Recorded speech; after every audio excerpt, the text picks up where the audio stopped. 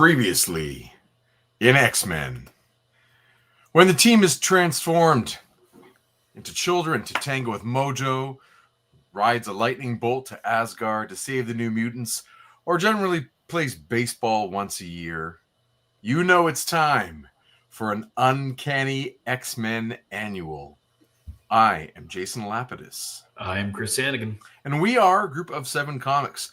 Welcome to episode 150 of our ongoing live stream read-through of the X-Men comics that became classic as we read Uncanny X-Men Annual 11 by Chris Claremont, Alan Davis, and Paul Neary, cover of 1987. Chris, how are you? I'm doing well, thanks. Episode 150. All right. I'll take it. We got here. Yeah, it's 150. I know you like numbers and anniversaries and all that kind of stuff. I'm like, let's just get right to it. Speaking of getting right to it, yes, we are really happy, you and I, to have a special guest on today. And before I bring on the special guest, this is like one of those pure moments of synchronicity, of happenstance. You and I were destined to meet yesterday. Finally, after rescheduling, we had our annual Group of 7 Comics holiday get-together where we had a chance to, It's a retreat. It's a Group of 7 Comics retreat. Have a Group of 7 Comics retreat. Catch up, have a pint in person, and talk comics and eat a burger and all that kind of good stuff. And we were lucky enough to be able to coordinate things to go down to Toronto's legendary comic book shop, The Beguiling, which is probably the home in Toronto, definitely for cartoonists. There's a lot of original art on the walls from famous international comic book makers and historical and all that kind of stuff. And it's really great to be able to go down there. I do not live anywhere near. I live about maybe 25K away, but it's through like the densest part of the greater Toronto area, a city of 5 million plus or whatever it is now these days. But anyway, so you happened to be downtown yesterday. I came down to meet and, had other things to do not too far away afterward. But that being said, we were going to meet at a particular time. And as I'm standing outside of the Beguiling texting you, a familiar face and voice walks up and happened to be a former guest on our show who is just perfect for tonight's episode. And when this person is available, I will introduce them. I was hoping I could cycle and vamp long enough to get them on. And so just as I'm standing there, I'm like looking at my phone, texting you and blanking out and looking at the street. And I hear this person basically say like, wait, you don't even say hello to a familiar face or something like that. But let's bring on our friend of the show, Nigel Downer. Nigel, how are you, sir? Yes. What is up, my friends? I am very well. And man, what a pleasure that was to bump into you and later to double back to make sure I said hello to Chris. I'm great. How you guys doing? You guys all right? You guys good? Yeah. Love it. Yeah, we're good. Love it. Yeah, Love definitely good. And as I said to you, great to meet your daughter as well. Like, yeah. what a sweet kid. She was really well behaved for like an end of the day moment. Yeah. Like 4-year-old, I want to go home. Daddy, why are we in a basement of a comic book store? She didn't do any of the things that like I was like, okay, we're gonna get some behavior that is not anyone's favorite moment. She was great. You got a good kid. Yeah, man. Listen, blessed, truly blessed. I prepped her a little bit before, and then just, I just did the things like counted all the stairs as we went down. And a lot of like, whoa, you know what I mean? So she was enthralled.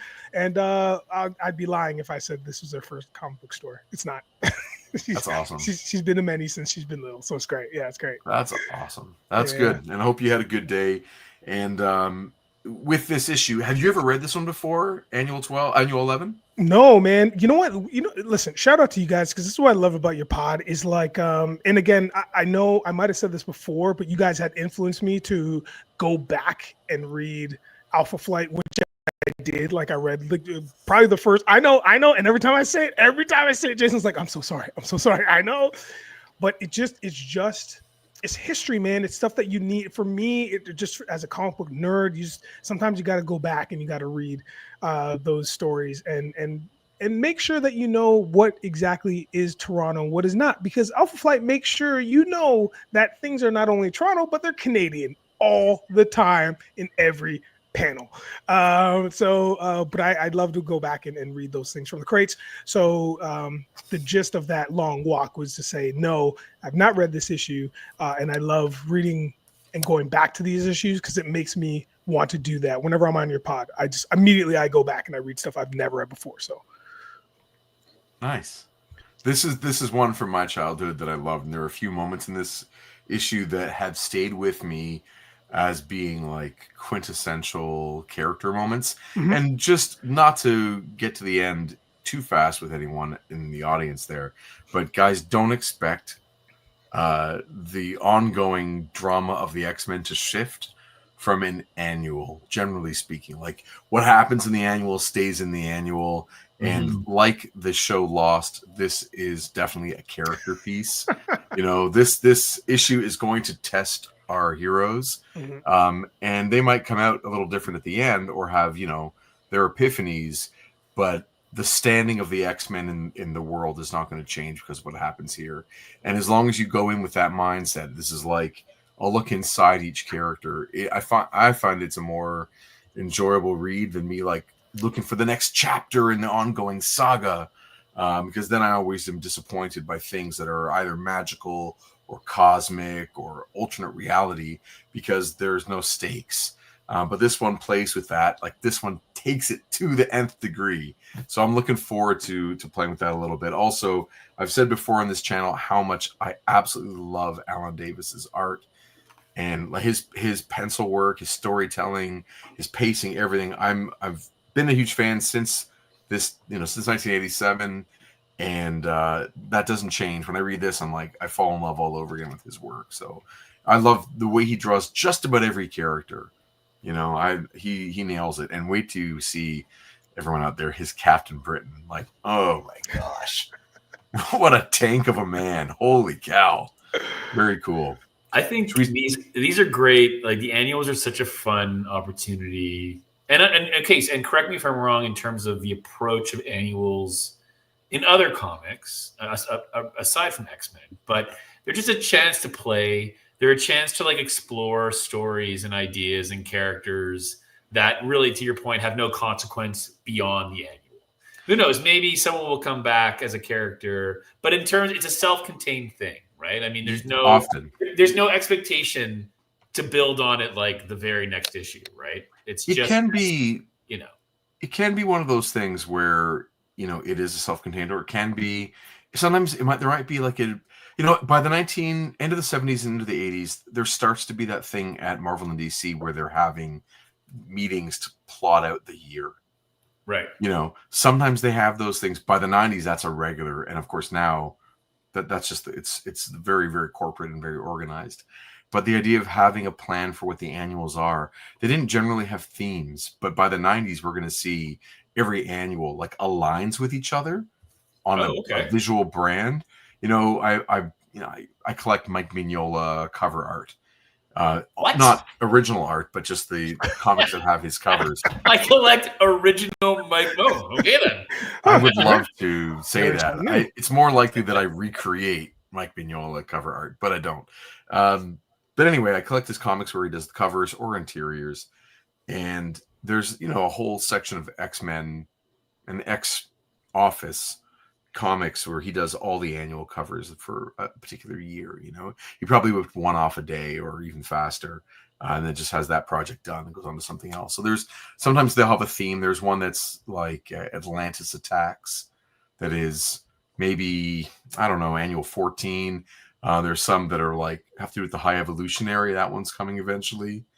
Like Evolutionary Wars or whatever they're going to call it. So sometimes they do have a banner to them. But then think about in the early 80s, we get that one where Rogue first appears. So that issue was very consequential in terms of taking Carol Danvers down and out off the chessboard, and adding Rogue as a villain and eventually hero. So sometimes the annuals can be huge. Here's an example of a massive annual. You ready? Giant Size X-Men #1. Okay. That's Yeah. Right? Does it make Like, sense? Yeah. First appearance of most of the characters to follow. And it was a huge big deal. So it's hit and miss.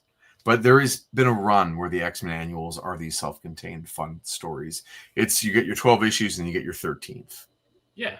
You know, the 13th can be this It's your self-contained bonus. thing. It's your little X-Men bonus. And they don't fit often in continuity exactly. Like, we get this issue, and Havoc joined the team last issue, in 219. Havoc joins in the last page.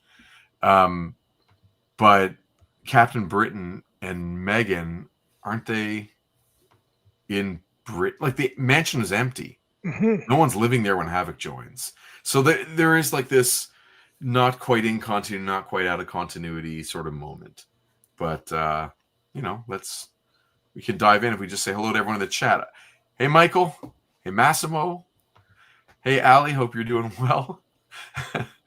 And, you picked up Mignola art on the weekend, Mass? What'd you get? I want to hear, of course. And Richard, how are you, man? Hope you guys are all good. Hope everyone is getting a chance to read some good X-Men comics or comics in general. Speaking of comics in general, major comics news. Diamond Distributors. Wow. Diamond Distribution declared bankruptcy. Yeah, chapter 11. What's up? Yeah. Whoa. Yeah. Okay. I do not have any information to unpack. I don't have a take on this, except that, of course, during the quarantine, there was some trouble, and a bunch of smaller distributors popped up and have been bit by bit kind of taking business away from Diamond. Well, it was a monopoly, wasn't it? Like for a long time, it was by a very, definition, very big you know, monopoly. like the one distributor. Yeah, and that for a lot of people, I know, like for friends that are publishers that have been working with Diamond, it can be an amazing way for them to get their work out there. Right. For other people working with Diamond can be a huge obstacle and a drain on their financial resources too, to have to deal with such a company and their restrictions.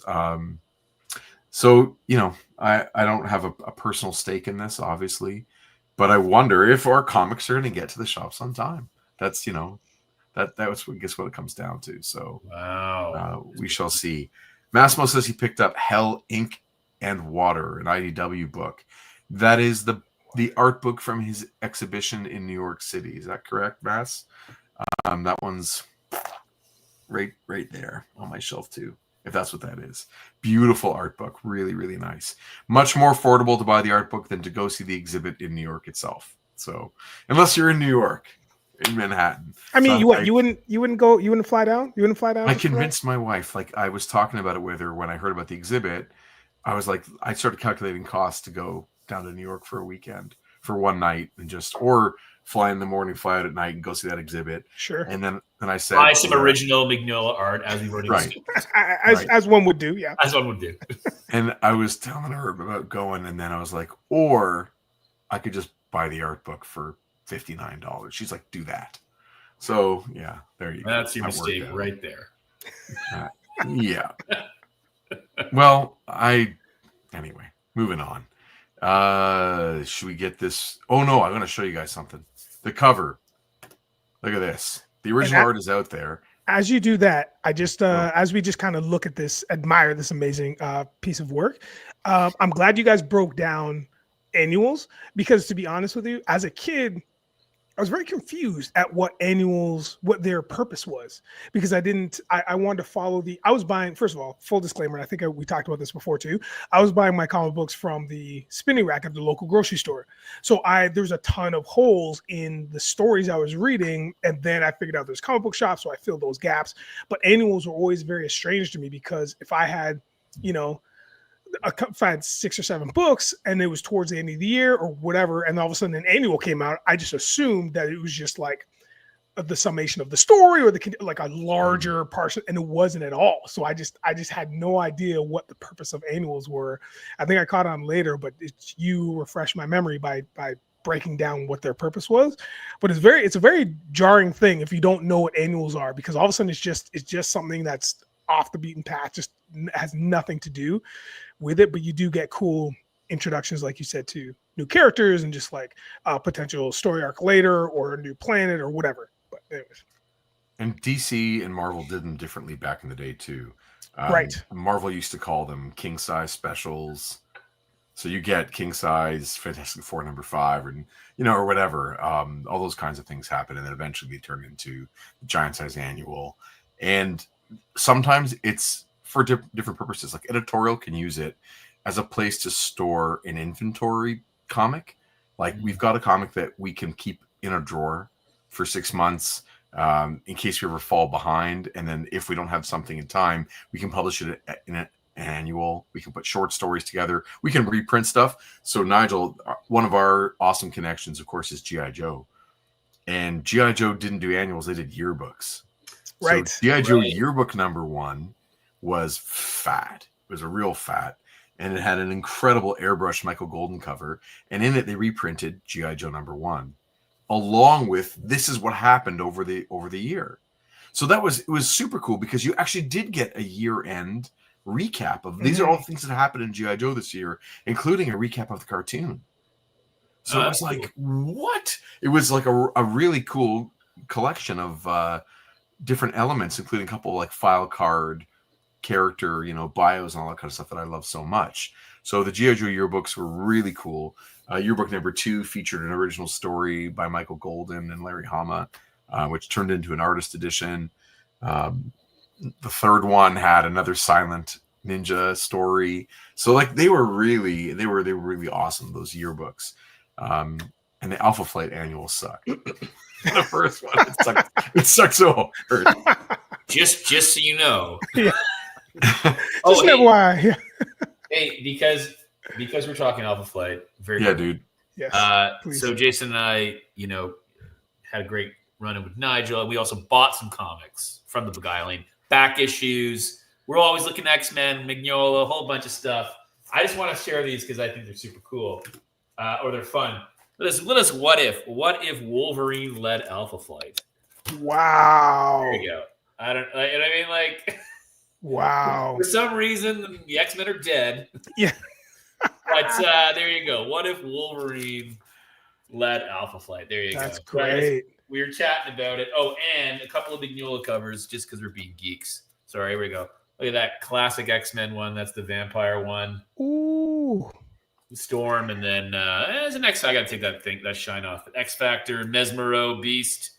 Anyway, all to say, $2. People, visit your local comic stores and go those back issues. Yeah, Get those covers. I would love to show my haul from yesterday, but I've already put it all away. Mostly. Already been cataloged. Put away. I did, besides some of the, there's stuff everywhere, but one of the awesome things I got that is, special for me is Twilight Children by Darwin Cook. And it was Gilbert Hernandez. But I got the single issues, and I've had this in trade. It's Darwin Cook art is always very special for me. He's my favorite artist, Canadian, Toronto born, and I found this just in the bin of sets. So I got all 4 issues, and as my cousin and like co-collector, Jeremy and I, we never see this thing in the wild. So shouts to Jer. I got it, bud. I got it, my man. I got it. I'm super happy. Jer. Yeah, I did it, buddy. Yeah, there was a lot of fun things that got acquired yesterday. Oh, here's one more thing I gotta show. And also shout out to Ali in the chat. Hi, Ali. Nice to see you again. Her comment was, if Nigel wasn't wearing a hat, it stands to reason Jason didn't recognize him. No, I like Nigel without the hat. It's you got a nice head of hair there, and you're always good to see in person. But yes. Chris has this. I don't know if I want to call it a habit or a tradition of finding Funko Pops of X-Men, and so I got Long Shot, which is crazy. Oh, even though this exists. Yeah, you're voicing Long Shot, so we gotta Yeah, I got to work on that. I need some inspiration to voice Long Shot, and hopefully this will do me good. But then also, I mean, come on. Nice. Some Hugh Jackman, Wolverine Marvel Legends. I haven't found this one in the wild. So you found it for me on your trip down south. to Tennessee. Tennessee, that's right. What state did you find this guy in, by the way? The Wolverine. Kentucky. In Kentucky. I found that Wolverine at a suburban Barnes and Noble in Louisville, Kentucky. That's amazing. There you go. So he's Kentucky Logan. All right. On to this thing. So this cover, I can just give a quick comparison. You can see it. I'm going to actually just go to the view for a second. With this cover, you can see that the characters in the background look like they're drawn in green. And when I saw this, like, I know how to do this digitally, right? You put them on different layers, and you can treat a layer any way you want. You can affect it. But thinking about how this would be done in the old school. So Alan Davis drew them literally on two different pieces of paper, and they would have been photographed separately. And the background images of the characters in what looks like a crystal wall or whatever that might be. Mm-hmm. That looks awesome, by the way, but that would then be just done with, like, basically, instead of putting it on the black, using black ink, you just use yellow and cyan to make it a green line when you go to print. But having them separate allows you to isolate and translate all that black line on that sheet into an overlay, basically. So it's neat how it worked out. But seeing it in real life is like, oh, that's awesome. I had to do this digitally in reverse, by the way, to make the slide for today, because I had to separate the characters in the foreground so I could slide the X-Men logo behind Wolverine. Yeah. So I cut them out, and, like, I have two different layers, one with the background, one with the foreground. So I could slide them in there. So I was like doing it in reverse, and then realized, oh, I wonder how they did this in real life. And of course, yeah, two separate layers. How long did it take you to do that? Oh, no. I just a few minutes. Okay. All right. Yeah. It would have taken me seconds, but that's fine. Yeah.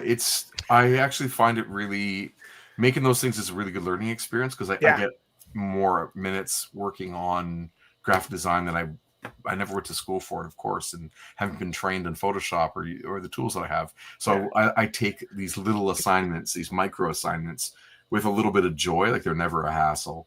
And I'm trying to, like, figure out, like, how do you do engaging thumbnails for YouTube? And I find that when you get great source material, I can play with it only to a degree, only so much.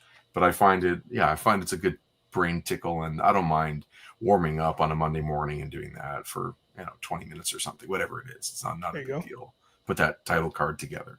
But anyway, I don't want to go further into it. We should get into the comic book itself. Nigel, have you already read this? I read bits and pieces, and like I did last time, I read like the first, 10, 11 pages or so.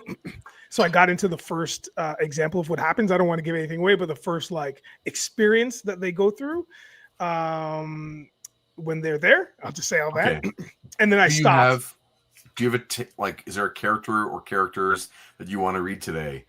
Because when we have guests on, it's sort of like guest gets to choose whoever they want to read. Yeah. I mean, I think what you might have been hinting at is, like, I should read the villain, right? Yeah. Among any others, of the vocal performers, we are in, I'm going to just say, reverse order. Me at the top being the weakest of the performers, Chris in the middle, and you as the strongest performer. And I think that the villain might have the most meat on the bone. Yeah. He's got some real fun lines. Yeah.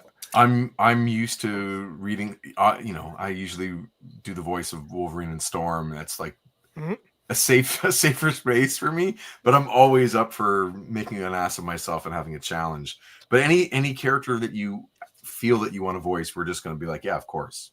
With that. I mean, yeah. So I'll take on the villain. Other than that, man, I feel like I want to do Longshot, but I know, Chris, if you have an affinity for him. No. Okay. Jason does Longshot. Oh, yeah. Okay. Do you want to do Longshot then, Jason? No, man. I don't want to do Longshot. He just seems fun and just weird. Just like, I don't know. I'm just like, yeah, I love that dude too. Let you guys behind the curtain. Like, he was one of my faves once I was introduced to him in the comics. I was like, what? And then obviously when they introduced him in the X-Men animated series back in the day, I was like, you gotta be kidding me. Like, he was just, I don't know why, just something about him. I was like, I just like the dude. Yeah. That eye sparkle. Yeah, and man. Captain Britain, Chris, you do a strong British accent. Jason Statham as Captain Britain. Yeah. Well, That's amazing. I get the sense that nothing, not to talk, classism here, but I get the sense that Brian Braddock is not a Jason Statham Cockney guy, but like a blue blood. You know what I mean? Like he's upper crust. I hear you. Yeah. There's a huge air of entitlement to the Braddocks, and so I know you are definitely well suited to do the Michael Caine's and Jason Statham's. All the various areas of London, of East London. All the various areas, all the hoods of London. All the hoods of London. No, yeah, I got something we'll try out for Captain Britain for sure. Okay, that's cool. Love it. And then I guess my last note, and we can obviously make it up as we go and just improv and whatever whoever just goes first, I'm always happy to back off. There's going to be a song that sort of a poem-ish song sung or spoken by Wolverine. And just to give credit where credit is due, it's from the 1958 play The Hostage by Brendan Behan. And that's what we're going to see on the opening page is Wolverine. I thought you were going to say like the 1958 play The Crucible by Arthur Miller or something like that. No, okay. No. Death of a salesman, Massimo says, I'm an X-Men or an X-fan, but I'm really here for the accents. Amazing. You're going to get them too. You're going to get a whole bunch. It's just terrible. All right, let's dive into this one. Oh my goodness. Just go straight in? Yeah, if you don't mind. Right. Yeah, of course. Professor Xavier's School for Gifted Youngsters, Salem Center, New York. And I'm just going to point out there are no musical notes around this. This is just him rambling. But this image of Wolverine walking 3 beers into this particular 6-pack, the way he's on that wobble, yes, and the way the heels on those cowboy boots, yes. This is one of the first times that we've seen Wolverine in the X-Men series in full Western kind of gear. We've seen him in leisure suits. We've seen him a little bit rustic, but he's got cowboy hat. He's got cowboy gloves. He's wearing a cowboy jacket and cowboy boots. And I feel like there are action figures and people's versions of Logan are inspired by almost this very moment. I can't really track where he's this rural looking. So much so as in this moment, full paraphernalia. But look at that body length, yes. Awesome. It's funny. If you only glanced at it, you think, oh, maybe proportionally it's somehow out of shape. But no, he's capturing the drunken swerve stumble really well. Amazing, right? Absolutely amazing. Yeah. I can see this picture in my head when I close my eyes, and I have for 30 years. It's just the craft on display here is amazing. And think about it then again, the idea of Wolverine, his healing factor. How much do you think he had? It's rhetorical. How much do you think he had to drink to get into this state? Mm-hmm. Right. And to have it sustained for that walk home? Right. And now I'm going to open it up for the moment of Deadpool and Wolverine. He talks in that movie that he went out to drink instead. And this was when he said that, instead of saving everybody, this was the moment that came to my mind when he said that in the movie. I was like, oh, I know you walking home drunk. It must have been a really, really hard night. And this was immediately what came to mind. Because like I said, it stayed in my head for 30 years. So this is, almost like that missing scene in that movie where he just recounts it to Cassandra Nova or whoever he told. Or did he tell his X-23, I think? That's right, Laura, yeah. Whatever. Oh, there's no place on earth like the world. There's nowhere I'd rather be. There's no place on earth like the world. So sit up and take it from me. Stanley presents Lost in the Funhouse, starring the Uncanny X-Men and Captain Britain. Chris Claremont, writer, Alan Davis, and Paul Neary, that amazing duo. They are magic together. Paul Neary gets Alan Davis amazingly well. Tom Orzechowski on letters, Glynis Oliver colors, Anna Senti and Jim Shooter editorial, of course. And there you go. I'm done. The bells of hell go ding-a-ling-a-ling for you, but not for me. Wolverine? Hiya, Dazzler. Hey, girl. Quit glowing so bright. Hurts my eyes. Oh, you poor man. You're going to feel so awful in the morning. I'll survive. Cripes. If I'd have known I was going to have a flaming audience, I'd have charged flaming admission. Your singing made it impossible to sleep, pal. What a noise. I liked it. In his cups, eh, Betsy? I fear so, Brian. Just then, bring it down the page for a sec. Having everyone come out onto the driveway, but it gives you such a fun chance to like do cartooning to characterize each person. Yeah. You know, like Alex is having a bit of a laugh, but also has his hands on his hips, like looking down on him a little bit. Yeah. You know, Dazzler is puzzled. Longshot is clearly entertained in his his teeny weenies there. Longshot's greased up. Yeah. And then, like, has anyone ever drawn Storm so regal? Like, he draws the she's so tall and so strong. Like, oh my god. Anyway, and Betsy all stuffy and wearing layers and layers and layers. The aristocratic Brits wearing all the petticoats. Yes, I love it. When I first saw this panel, it immediately made me think of Power Rangers, because it's like when they're not their Power Rangers form, when they're just in their like teenage form, going to the Peach Pit or whatever it's called. No, Peach Pit's 90210. Peach Pit. But anyways, but they're going to their local. That's a crossover episode. Yeah. It happened. But like they're wearing clothes that are similar to like their outfits, or at least their personalities. You know what I mean? Like Power Rangers are very on the nose, but this here gives me the same feel. Like as soon as I saw it, I was like, I know who each character is just based on their style and their look, which is great. My wife would be really happy that there's a cutting edge reference in the chat on our show. So would mine. She's been like holding that movie over my head for I don't know how many decades now. Topic. Yeah. You know, I mean, the question about Canadians dressing like Texans, there are a lot of farmers in Canada and a lot of cattle farmers in Canada. And, True. Well, you know, Wolverine's been living off the land for, let's just have fun and say centuries. Is Longshot in a thong? I think it's just little tiny kind of bikini bottoms, you know. Yeah. Yeah, or a thong. Yeah. Anyways. Yeah, it's so funny. I also love Alan Davis is great at these. We're going to see these triptychs recurring where we get a 3-panel tier where like there is a beginning, middle, and end of like a sequence or a series of expressions. And he's excellent at when to not overuse them. Like you get let's say a comic like Steve Ditko stuff or Watchmen, where that's the meter. That's the rhythm of every page is this divided into 9, so like 3 panels across every tier. Alan Davis uses them a little more sparingly and usually with very specific intention, like this, you know, X-Men to your health and having that last beer. How do you not cut your mouth repeatedly on that? Seriously. You know?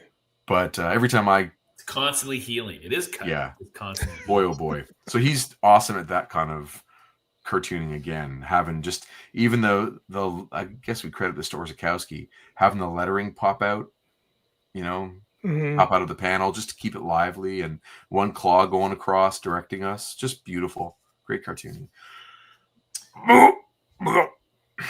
Charming. A real class act. Mister, you're drunk. Blazes I am. Booze is a poison, boy. My mutant metabolism neutralizes poison the moment they're ingested. Just like it cures diseases and heals wounds. Even when I want to get blind, stinking plastered. I can't.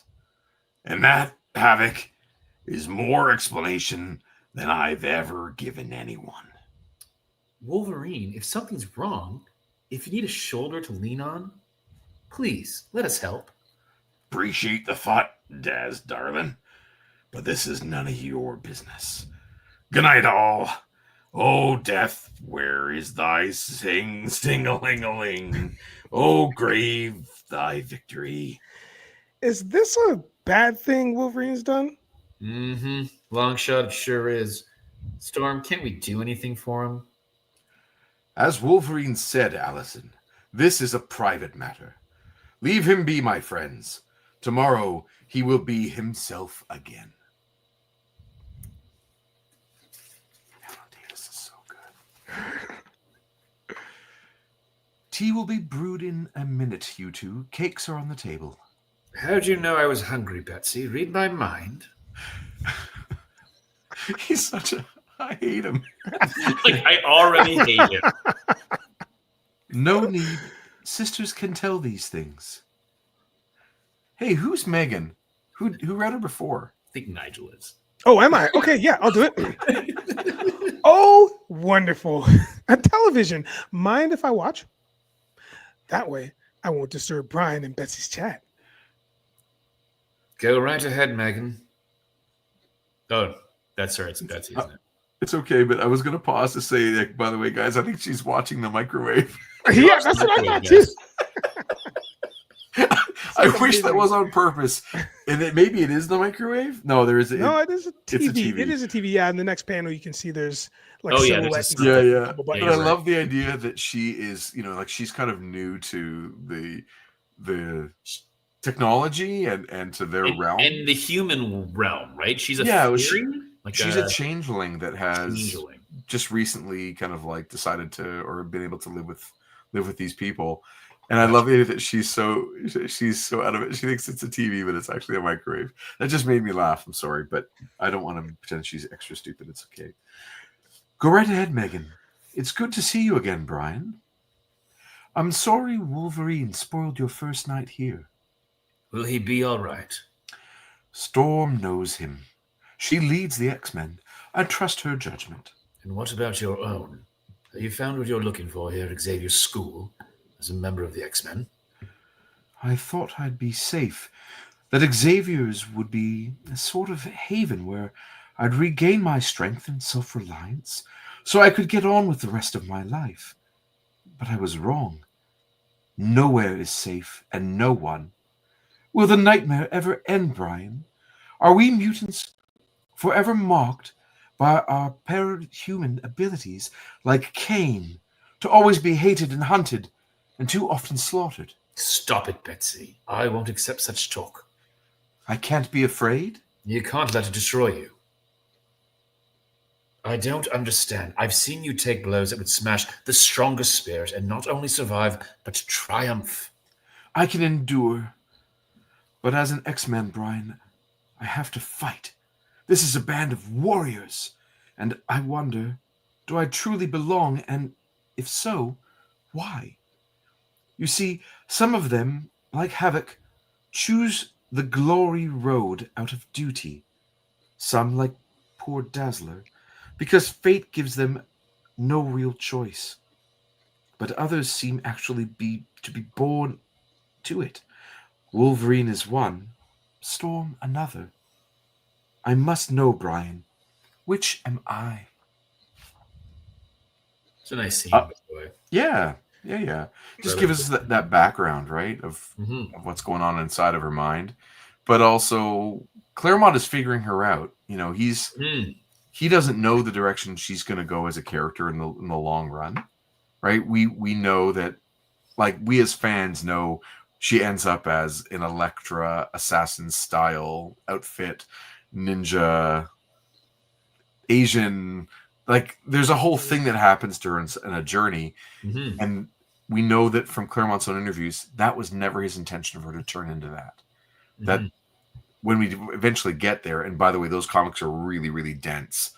Claremont believed that was just a temporary storyline, that she was going to revert back to Betsy Braddock as we kind of know her here.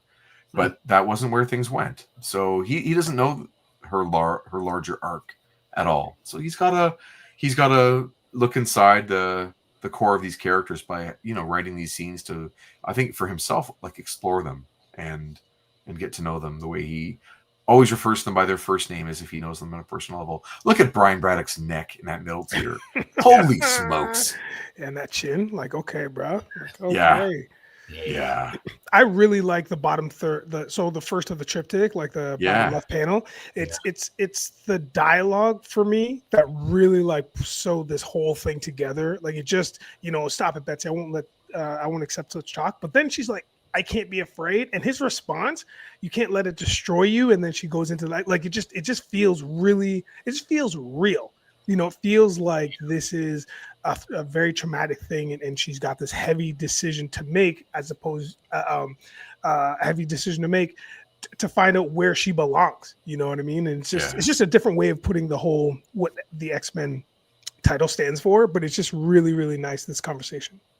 I also like the idea that the X-Men are there for different reasons. Yeah, that's cool. Yeah, it makes it more interesting when down the road maybe those reasons no longer align with a common goal. Right. If one is there because they're, like, let's say, a true warrior, one is there because they are, trying to hide or run away from something, and one is there out of glory. Well, what happens when there's no glory? So either Havoc changes or he comes in conflict and either leaves or fights them. Or what happens when Dazzler is no longer scared to be out on her own? So again, she leaves or whatever. Like it creates potential for character conflict, not necessarily fisticuffs, but character conflict down the road, which is really fantastic. So I dig it. It's also the idea too of found family, right? Which really obviously a very strong undercurrent of the book.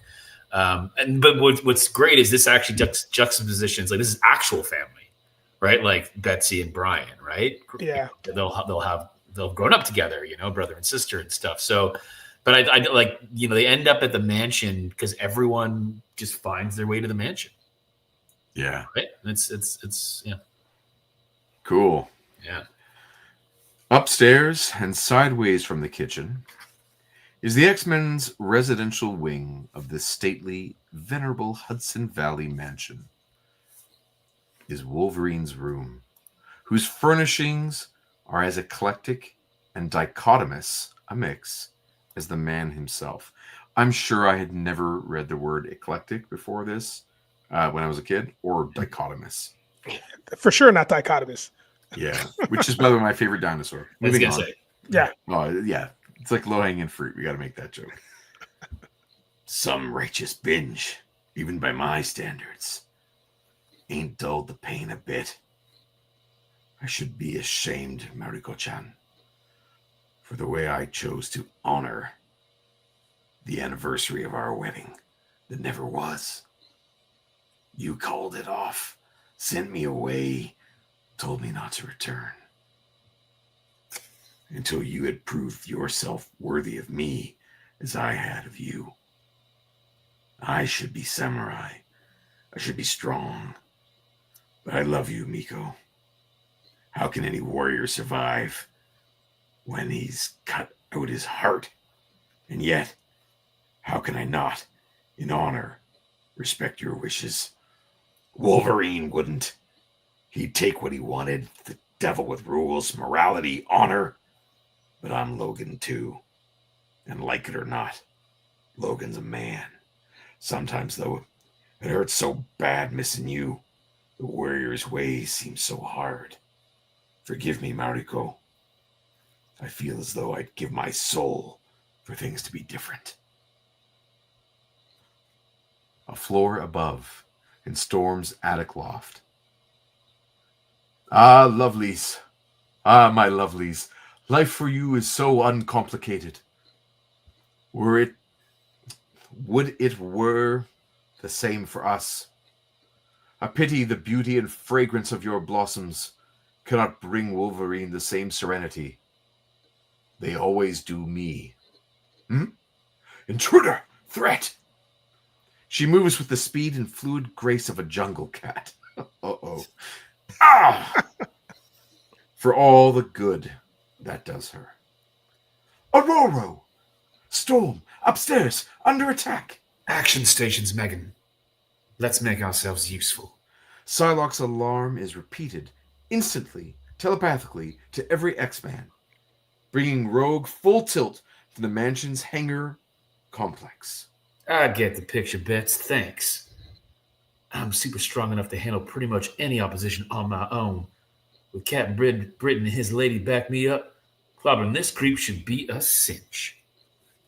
And that little silhouette looks like it could be a predator. Yeah, right. Yeah, I just want to hear the clicks, right?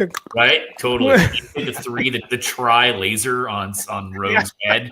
Oh, no.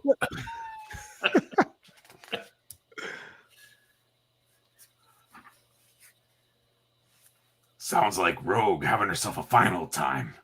I don't shake a leg. I'll miss the fun. Whoop! Wolvie? It's Havoc. Havoc, yeah, sorry. Watch it, fella. With your claws and unbreakable bones, you could really hurt her. I'm okay, Havoc. Just winded. Just in your defense there, Chris, you can see on the screen like the balloon tail. Yeah. Going to Havoc's mouth is obscured. Like it's actually behind Wolverine's hand. Yeah. Which the rules around this are obviously completely subjective. It's really, I mean, from my point of view, it's whatever works. And sometimes what is done here doesn't work, partially because Alan Davis decided to draw like is it called wainscoting? Or the paneling on the walls? Yeah. So that trim going up and down the walls obscures and creates a tangent with the balloon tail there. So either you like move it over one way or the other. And as a letterer, it's a tricky. There's no easy, graceful solution there. Anyway. Sorry, darling. My fault. Blast. Still woozy from all that booze. Gotta focus, concentration, sober myself. Whoop! Wolverine? Havoc? Dazzler? Awfully quiet. Does that mean the fight's over? And if it is, who won? Psylocke, your friends are beaten. Surrender, or they die. I can still escape. But to what purpose? If that means the X-Men's death. I yield, stranger. You win. Of course, I always do. I always will. I confess, girl, from the X-Men's mighty touted reputation, I expected better. But in truth, had you fought to the fullest extent of your, no doubt, formidable capabilities, it would have made no difference. Oh, forgive me. I forget my manners. How rude and ungentlemanly. I am Horde. If you will be so kind as to join your companions, we'll be on our merry way. Now, how powerful do you have to be able to like levitate and just have everyone floating?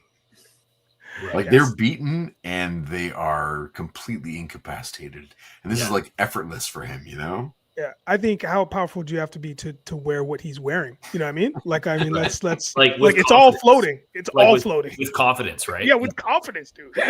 And to strut down Venice Beach in that outfit. You know what I'm saying? Yeah, you know what I mean. And like, yo, who's this guy's barber? He's like, yo, let the eyelashes grow out to your hair, dude. Like, let it go. All right, cool. I'm with it. This is some crazy design. I'm sure Claremont had like no notes. This is just Alan Davis going. But I don't think I've ever seen a costume that, like you said, floats. Clearly, he's communicating that this thing floats above his skin. Yeah. Like, he's not wearing it. It's just around him, you know? Mm-hmm. That's a really cool idea. And I don't think I've ever seen anyone else do that. No.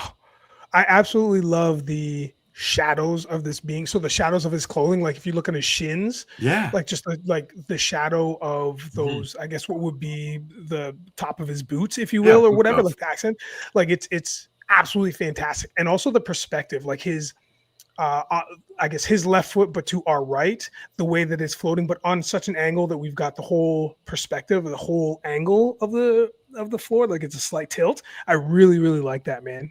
Really like that a lot. Me too. It's fantastic. Yeah. He's also floating like slightly out of sync with gravity, like he's a little Yeah. tilted. Yeah. It's because he could just like rotate and just go right around and whatever. He's now okay. The big question for us action figure collectors: do we want to toy this? No, let's move on. No, zero chance. Zero chance. Yes, Allie. Allie knows what's up. No, zero chance. I want to figure this guy.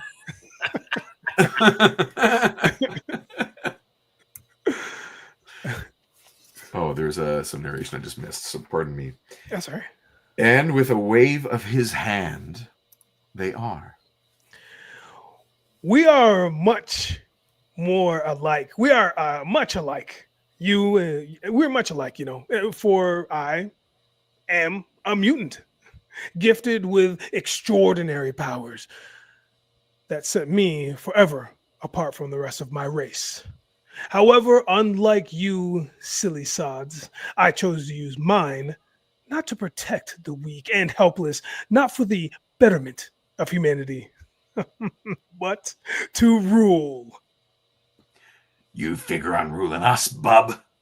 Dear me, no, Wolverine.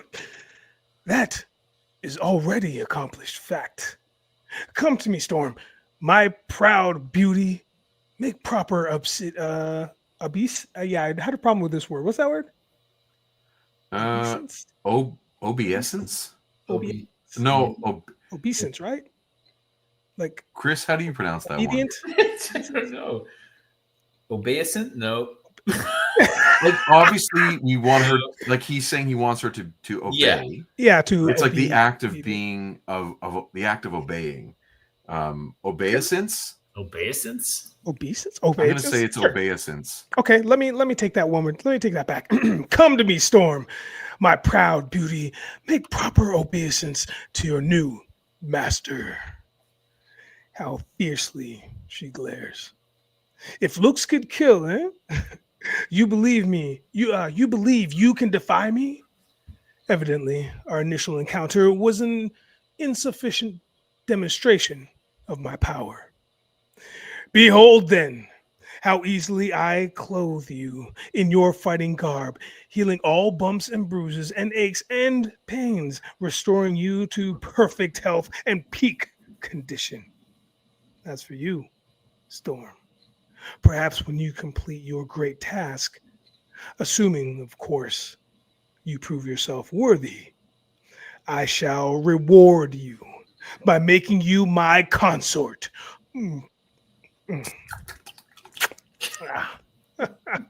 Having some fun now, eh, kids? Consider that a taste of treats to come. Swine. I got you, boss. Now, who's this lovely creature? Leave Megan be. Calm yourself, Captain. This is no time to act precipitously. Better listen, big boy. She's talking sense. You have no interest in Megan, Horde, or any of us. Nice try, Psylocke. But your mind powers won't work on me. And Longshot's incredible luck won't do the slightest good because I'm the lucky one here. Don't like the sound of that, Havoc? Poor dear lad. So strong, so angry, so helpless. Thinking of absorbing my powers, eh? Psych, sugar? You can't. I know everything about you, X-Men. I researched you meticulously. You'll make perfect servitors for the greatest conqueror in history, the being you're about to make Lord of all creation. That's a tune we've heard before. True grit. I love it. Think you're a match for me? Try it. Come on, heroes. Step right up. Take your best shot. You sneered before, monster, about looks that kill. Well, Dazzlers can. She transduces sound to light, unleashing a laser blast of unimaginable intensity. The others follow her lead, reacting without conscious thought, responding to Horde with an instinctive, irresistible, soul-deep revulsion. that will not let them rest until their foe is completely obliterated. Only Storm, strangely, holds back. Watching her friends in the grip of this terrible, manic berserker fury with a cool, assessing gaze. Thinking that this is too pat, too easy. There has to be a catch. There is. Oh. As I suspected, I don't believe it. we hit him with everything we had. This isn't fair. And a mightily impressive display it was, too. Why so sad, Dazzler? Surprised to learn how easily, how casually even, a sweetness like you can kill? Don't fret. I bring that out in people. It's a knack. Or are you sad you failed? Now that you've gotten that out of your system, and I hope learned your lesson, to business. I want you to break into the Citadel of Light and Shadow and steal from me its legendary treasure, the Crystal of Ultimate Vision. Why us? Because you're thieves. You're just about the best. You have the power, Horde. Why not do the job yourself? Why sully my nails, Dolly Bird, when I can have menials do so for me? Why should we? Because if you refuse, I'll destroy your world. By the way, like these faces on him. Yeah. Amazing. Oh, I hate him so much. Amazing. Right? And you want an action figure of this guy. Get out of here. With 3 heads. Yeah, I was going to say you have heads. to have 3 heads for sure. And like the floating parts are just obviously it's impossible, but he is Alan Davis. He's just again such a great drawer. It's awesome to see. I love also like that crater of all their work, like Havoc blasting that cosmic radiation and like the lasers from Dazzler, like that burned out crater of perfect reflection. Really just so awesome. We aren't the only super beings on Earth, Buster. They'll band together. They'll fight you. They'll stop you. They will fail. My friends, I can see in his memories. We aren't his first cat's paws. Horde's done this before, and in the process, laid waste to a score of worlds. He's not bluffing. Hey, it's a dirty job, but someone's got to do it. Better you than me. Then it appears we have no choice. Where is the Citadel? Right behind you. Whoa. Ooh. You know, this. I feel like this kind of story's been done in all sorts of, the gang of thieves have been caught by a crooked cop who wants them to go rob the thing. You know, Yeah. This idea is just it's good and archetypal, and yeah, I'm into it. Zombies have taken over Las Vegas, but there's a score at the bottom of the Yeah, sending the thieves to get it. Yeah. good times. Good times. And so we see in this splash, by the way, a few recognizable creatures or species, right? What do you see there, Chris? I see a Skrull. Yep. And I see a Kree. Yep. Good job, Chris. Thank you. And moving on. Points for me. And a walrus and a And a walrus person thing. Yeah, and it would be fun to go deep on these things. Like the broccoli-headed person that Jean Grey destroyed the whole planet of, and Oh yeah, yeah, that's right. all these whatever. Whatever they are. I'm pretty sure one of those things is like the trash compactor monster from Right. Star Wars Episode 4. Right. but there is something about how, I mean, this is minimalist isn't the word I'm trying to say, but because there's no real background in like it's just massive citadel, Yeah. and then you have these statues, but there's something to be said about the way that the smoke is going through. Like I can really see that. Like it gives me an 80s movie vibe, like not Land Before Time, but like something like that, where you see this massive castle, this massive structure that is where the adventure arguably begins. Yeah. And it really gives me those vibes, and I really enjoy that. Never-ending story. That's the one. That's the one. Never-ending story. Yeah, That's the man. one. You see Yeah, Falcor flying around. Yeah, I was just that's the one. Or that giant statue that shoots a laser, yeah. bolts out of its eyes. That's it. Chuck, how you doing, man? Welcome to the show. He says, "What I miss? If I really have to catch you up, I have a hunch you've read this one before. But if I really had to just sum it up quickly, a overpowered ass of a villain named Horde has captured the X-Men and will kill them all if they don't rob a thing from this. He wants a crystal from inside the Citadel of Light and Shadow, as the X-Men are going to go do a job for a guy, and they hate him, and it's going to push their buttons. There you go. That's what you missed. That's right. And we talked about the Cutting Edge. All right. That's right. Yeah. And Power Rangers. Also, Yeah, and Power Rangers. Yeah, we got into that. Sorry. Well, that's good. I've never seen any place like this, and I'm glad. How about a hug, Longshot? Right now I could use a little tender, loving care. Allison, what this place makes me feel, is that fear? The heck with it. I say we fight the Toad. Anything's better than going in there. Kid has a point. You know what'll happen, boss, if we succeed. Of course, death or slavery at Horde's hands. But think, Logan, we also know that no power we possess can do Horde any harm.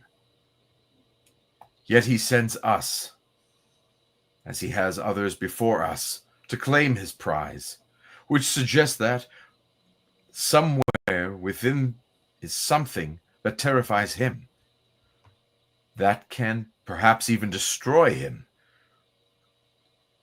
All we need do is find and learn to use it. A long shot gamble, darling, if I ever heard one.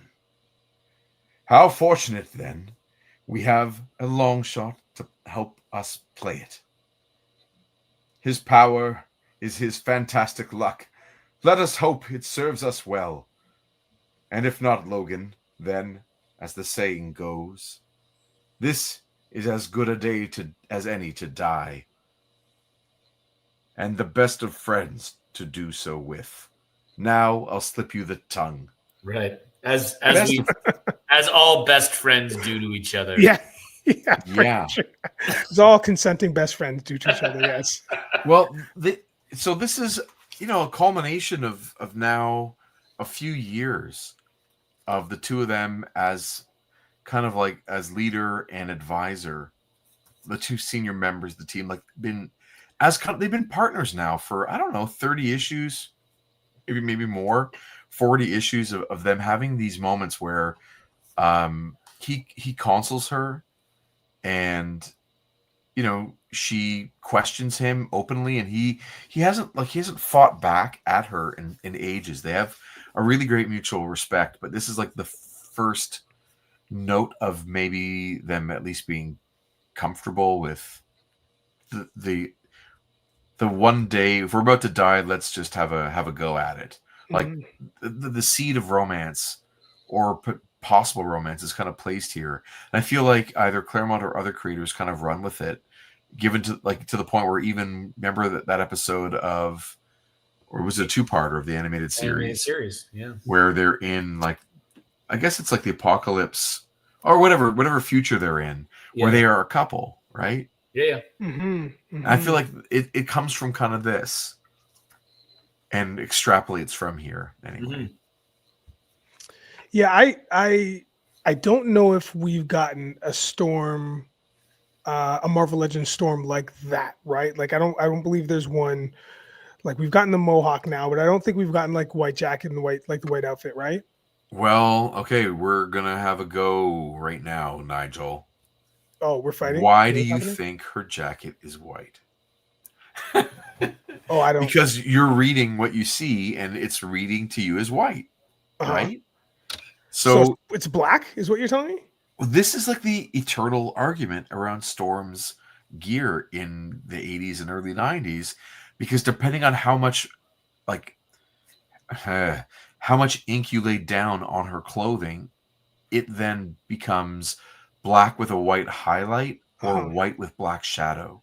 Right. So for instance, the top panel, to me, that reads clearly as black with white highlight. Right. Yeah. But then as we go down, I mean, that second panel in the middle tier, like that can be a white jacket. Like, and sure. The one underneath it is even more. Like, that's Even a white so. outfit. Yeah. Mm-hmm. Yeah, especially next to all that amazing white, which I guess should be silver or whatever, that white hair.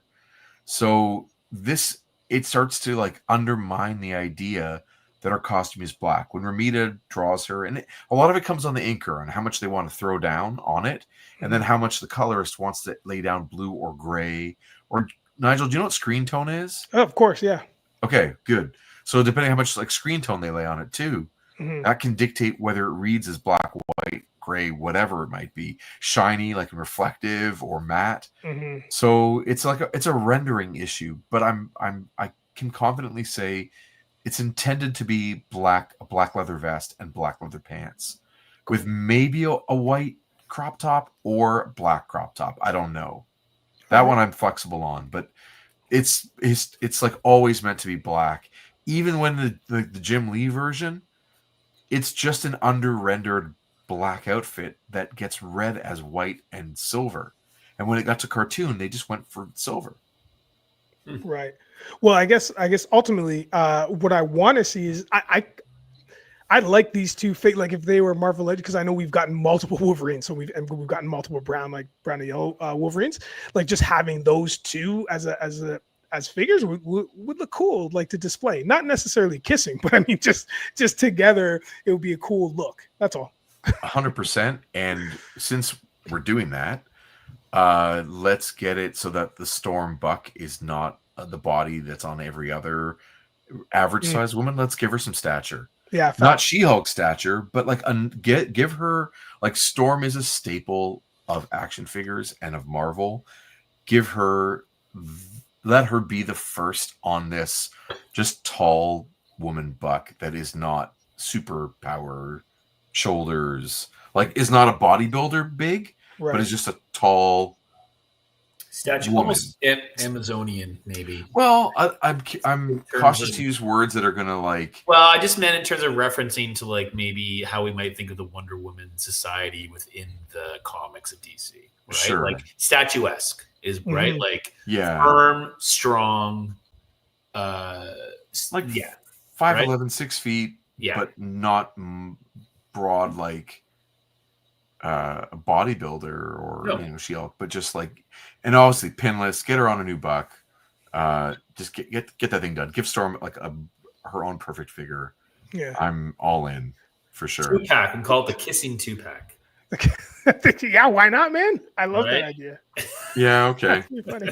I mean, they made a brood 2-pack. You might as well make a kissing 2-pack. That's true. Anyway.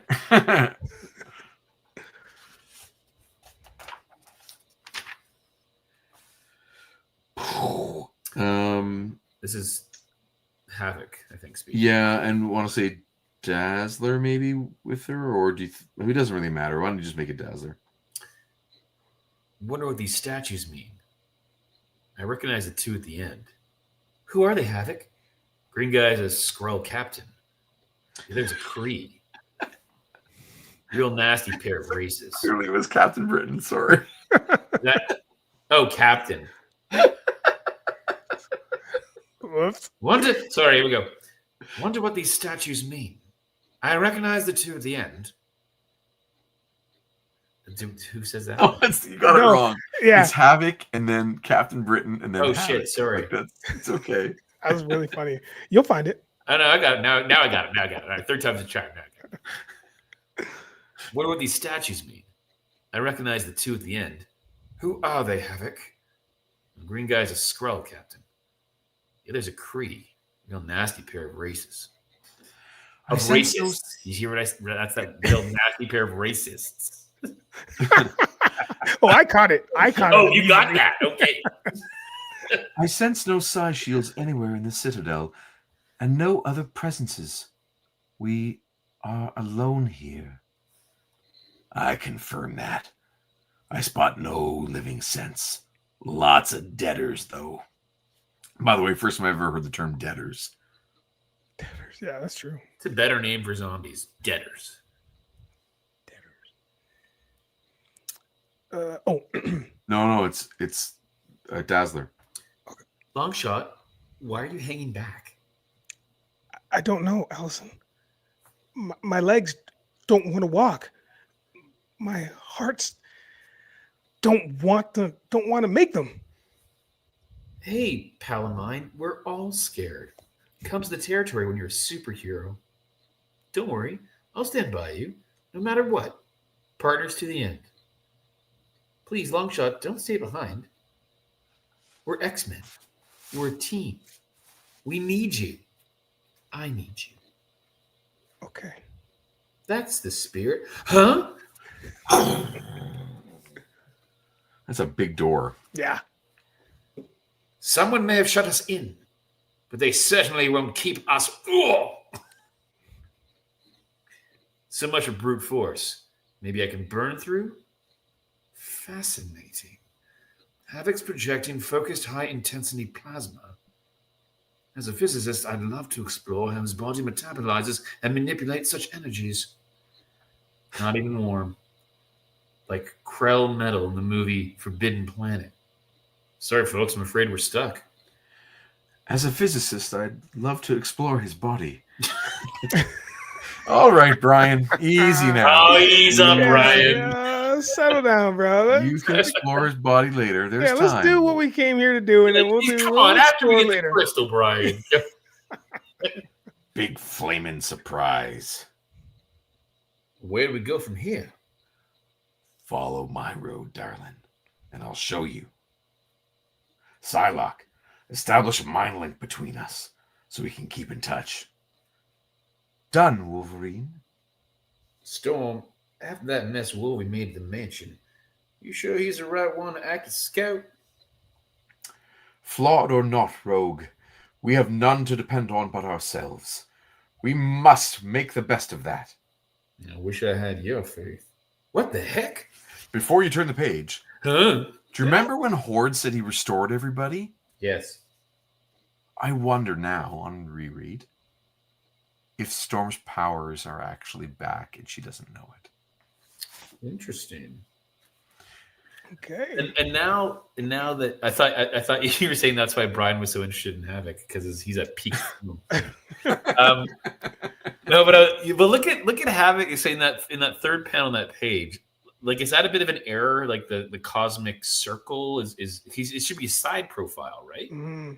So it should But be all it's black. or maybe it's coming down. Maybe it's reverting back from the larger one just to the right. I don't know. Just okay, right. So when Havoc uses his powers, it is a graphic design choice instead of a out of his chest forwards choice. It's always been that it goes against the conventional rules of what you imagine drawing. Like, it doesn't go with Kirby superhero powers. It's a completely alternative set of design rules. Does that make sense? Mm-hmm. So it is correct for what's been established for Havoc. It's a weird choice. yeah. There you go. Yeah. I would love to see how Kirby would have done it, though. Like, it would have been exactly what you imagine with Kirby Crackle everywhere. Sure. And I'm always game for that. It's my preferred state. Rogue, where are you going? I'm dreaming, or I've lost my marbles, because this is too fantastic to be believed. The old South, as it was in song and story, almost as much a fairy tale land as Camelot, complete with the plantation princess, me. Belle of the ball with the handsomest of gentry her beaux, laughing, loving, happy in a way I've never been. I could never be. Glory, she can see me. Look at her eyes. Oh, Lord, do I really appear so sad and lonely to her? She has a home, Family, love, everything I've always dreamed of. Isn't fair. Why can't those gifts be mine? They can be. All you need to do is join with the dream and make it your reality. Rogue! Answer me, girl! She can't, Storm. She's beyond all hearing. Of you all, save Longshot, Rogue's is the most difficult mind for me to read, so I only perceived flashes of what occurred. Evidently, she was offered her heart's desire, the fulfillment of her most fundamental hopes and yearnings, and she accepted. She is one with her dreams. She has no more need for our reality and less place in it. And I think she just crumbled into dust. Mm-hmm. I think so too. Yeah, I read that page. I had to read that page twice, or just at least flip the pages a couple times. So I was like, wait, what? Wait, where'd she go? She's like Batman out of there. What happened?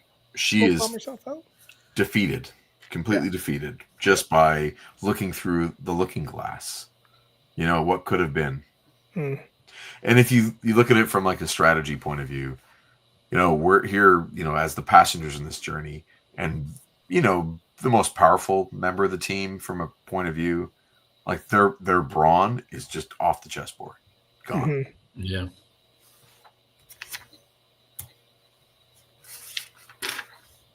Storm, will that happen to us all? A brilliant defense to offer no more than what a person wants. Who can resist such temptation? Small wonder Horde sends others in his place. You're in charge, Storm. What's our next move? Before I read that, do they know that she just died? It's an annual. It's already moved on. It's an annual. It moved on. So they're reacting as if they don't think this is permanent, and I'm going to say that's a flaw. That they should, as characters, react for sure. Have mourn their friend in absolute shock and sadness for a moment, at least for a beat. For a beat, yeah. What else, Captain? We press on. Well, at least there's no need to go stumbling about in the dark. So long as I can light the way. Not too shabby for the Team Lightingale, eh, guys? Neither your power, Allison, nor what it reveals. What? I feel like there's a missing... Yeah. Mm-hmm. A lifetime wouldn't be enough to explore this labyrinth. Huh? That is why Wolverine has gone ahead. Is this my desire to fade away? No, that's wrong. All I want to do is help my friends. If only I knew how. Yeah, but suppose he gets nailed. What then? Havoc, you and Dazzler had best be careful how you use your powers. With all these reflecting surfaces around us, a stray shot could start ricocheting. I'm no novice, fella. I meant no criticism. Yeah, sure, right. I'll clue you in on a little secret, Buster. I'm tired of being told what to do. As if I don't know any better. Alex, calm down. Why do I have to keep proving myself? What'll it take to be accepted? How come I'm always being measured against my big brother Cyclops and found wanting? Havoc, you're burning us. He's dimly aware of screams, the sudden flashing stench of seared meat. Oh, wow. He couldn't care Everything's less. gone wrong.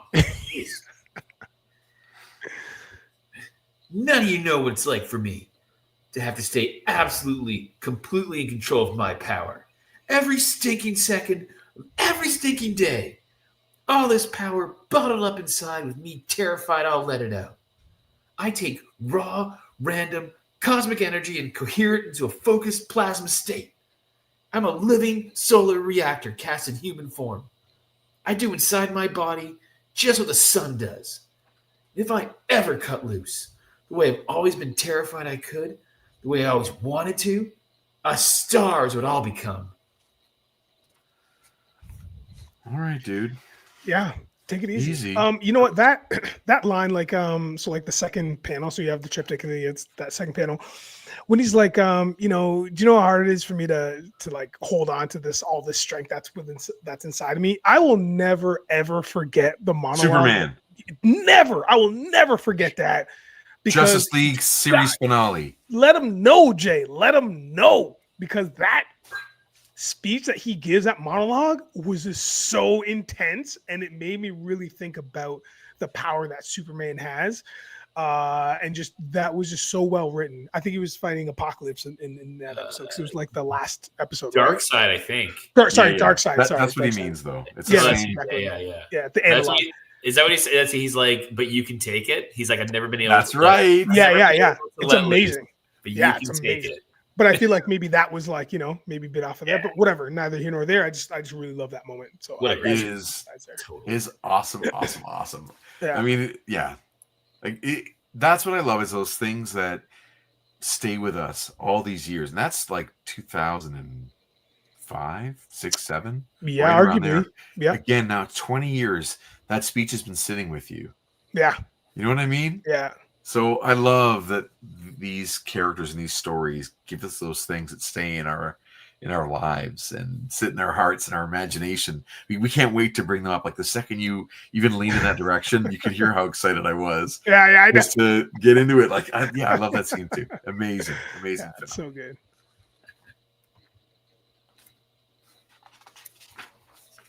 Good Lord. A statue, just like Rogue. He was flaring so brightly, I thought he was going to burn us. He found his destiny. He is at peace. Will that happen to us? There are worse fates. Psylocke, any sign of Wolverine? I sense his thoughts clear as air. He's far ahead, traversing a fantastic maze, thus far without incident. We should all be so Brian. lucky. Yeah. Although I sadly suspect we shan't. You know, Storm, if we keep on like this, there'll be none of us left to find the crystal, much less fight Horde for it.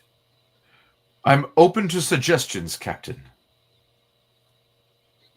Is that Betsy? Captain. The irony is, I can sense the crystal. No, it's Betsy. There you go.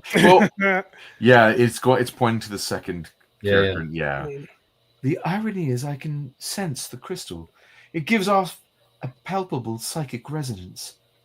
I think it's right below us, 1,000 levels or more, miles beneath the planetary surface. Unless, sis, it's another trap. Unless another illusory heart's desire. Longshot! He's disappearing! Storm, Psylocke, do something! For the love of mercy, before it's too late, someone, any of you, please help him! I'm flying away. The Citadel calling me, pulling myself out of me. No. Is that him saying that? No, it's Allison. Allison. No. It doesn't want me to be a part from it like you all are. Longshot, I'm sorry. Wants me to be a part of it. Forgive me. I sense his presence all around us. He's become one with the Citadel. But why? Perhaps his innocence, Megan. His innate purity. We have a heart's desires, choices to make about our lives and destinies. Perhaps the Citadel couldn't stand Longshot having none. He made one. He was scared to come inside. I held out my hand to him. I needed him to walk beside me because I was afraid. He came because of me. This is my fault. Allison, don't. I'll get her. Leave her, Captain. Storm, you can't abandon her. Neither can I risk you, or any of us, being ambushed, by the Citadel while chasing her down. The mission is what matters, my friends, more than our individual survival. Betsy, stay silent with her. When she's calmer, lead her back to us. Okay, that middle tier, like that face on Dazzler, so much great emotion in that. Yeah, he's a superior drawer. I can't say it enough. Yeah, that crushes. And also the it balances out for me, like just her expression, but also Betsy just putting in so much work, like just heavy lifting, like this whole issue, and just like the exposition, but at least it's not modern day exposition where it's just, for me, I just feel like there's a lot of droning on and on and on. It's very meaningful and it pushes everything forward just ever so slightly. But instead of like Betsy doing the heavy lifting like psychically, wouldn't it be better if she was a ninja fighting the Citadel? Yeah, I'm so down. I'm so down. Like, when is that gonna happen, bro? Hey, wait a minute. It can be both. I actually really love the drawing of her on the previous page, page 21.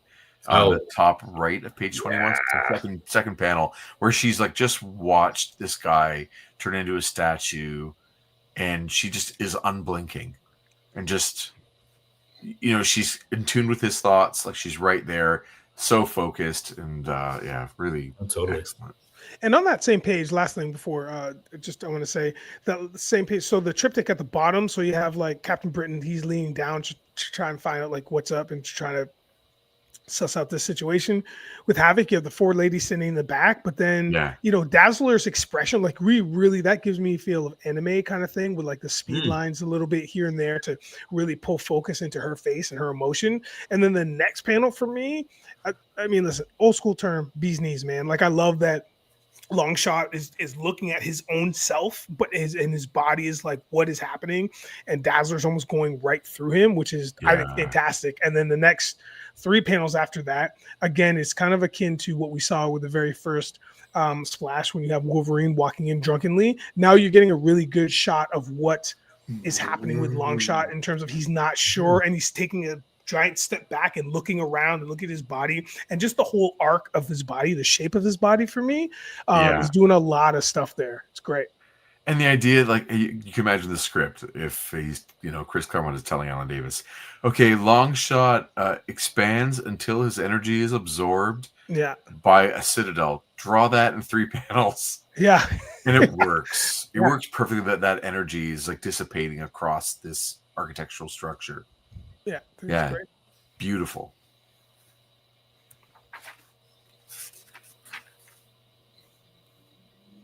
Dazzler. Get out of my head, Mind Witch. Allison. Leave me alone. She doesn't know where she's going. Really doesn't care. The grandeur about her means nothing. Her teammates even less. All she's aware of is the need to run and run and run until she can't anymore. She feels like an old woman. Sounds worse. Too broken to move, gasping desperately for breath, sobbing her guts out. She hates pain, yet now feels brimful, overflowing with it. Feeling better? Ashamed mostly. Some X-Men I am, letting down the team as I did Longshot. Longshot made his own free choice, Allison. You mustn't blame yourself. But he made it for me. Will you stay away then? Or rejoin us? You'll still have me? Of course, silly. We give you far more credit than you ever do yourself. I wish I had your strength and confidence. Next to you and Storm and Rogue, I'm such a waste. Huh? My light, it's going out. No prob, not really. Don't panic. Even in pitch darkness, so scary. Boogie monsters waiting to jump me. Psylocke can lead me. The sound of the others' voices recharge me. What's that? Oh, that's me. Mr. Wilson Fisk, you claim to be a humble importer of spices. Are you not, in fact, an ivory trader, the absolute monarch of the North American underworld, the infamous kingpin of crime? As United States Attorney for the Southern District of New York, I couldn't be more pleased with the Kingpin's conviction and life sentence. We've broken the back of the most vicious and powerful mob in the country. As Chief Justice of the United States, the first woman to hold that high office, it is my great privilege and distinct pleasure to call this session of the Supreme Court to order. That could have been my life, my future, if I'd done as Dad wanted, followed in his footsteps, gone to law school. He loved the law, I think more sometimes than me. Why couldn't I? Huh? My dream, my secret joy, the life Dad did everything to prevent. Singing, performing, being a star. I have the skill, I have the voice. I could be the best. So what happened? Why aren't I? Something stopped me. Something always stops me. Maybe that's how I'll go through life? Just missing the brass ring, a woman of unrealized potential, unfulfilled dreams, splendid promise that never comes to fruition. A loser. Someone help me. Tell me which is best, which to choose. It's up to me. No one to depend on, no one to blame but myself. If I never take a risk, I'll never have to worry about making a mistake, failing, being hurt. There's safety in defeat, luxury in self-pity. Is that what I really want?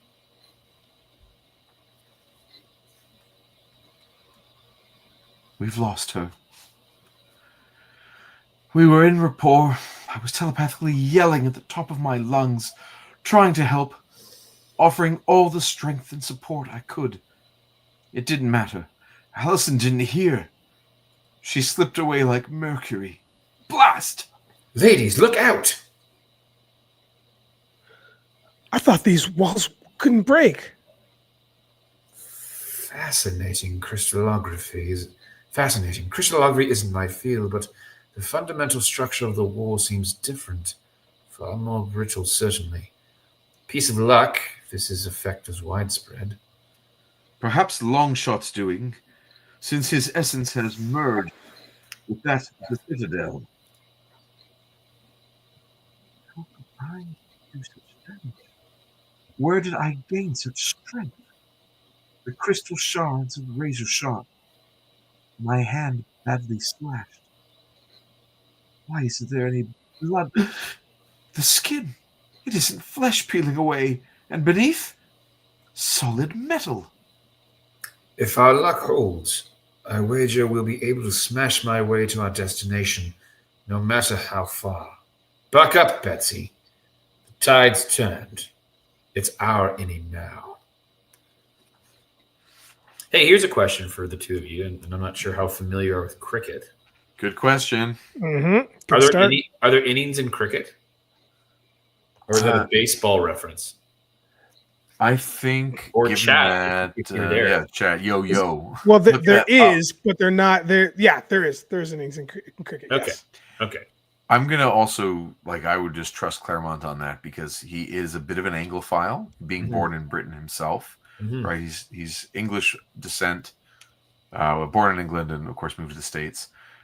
So he loves to throw British things in there whenever he can. Mm-hmm. And he doesn't ever seem to be like the most Americana kind of guy. He misses a lot of opportunities to lay into the Americana when he wants, but he almost never passes the opportunity to go British. You know what I mean? Oh, totally. No, I just wondered if it was an unintentional mistake. Mm. Well, that's what I'm saying. I'm going to give him credit for I'm assuming he's right, even though I haven't looked it up. But yeah, I do think there are innings in cricket too. There is. All my uncles played. There's innings in cricket. There you go. Oh, really? Oh, I didn't want to be that guy and all of a sudden be like, well, I'm crazy educated in European sports, but Nigel says his uncle invented cricket. All right, that's right. it's And not my fault. handball while I was at it. Cricket Downer, your Uncle Cricket Downer. Yeah. That's how I'm known. Yes, my uncle Cricket Downer. Yeah.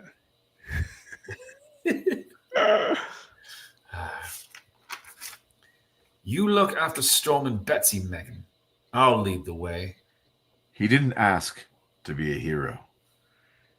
His were normal dreams until fate held out the mantle of Captain Britain.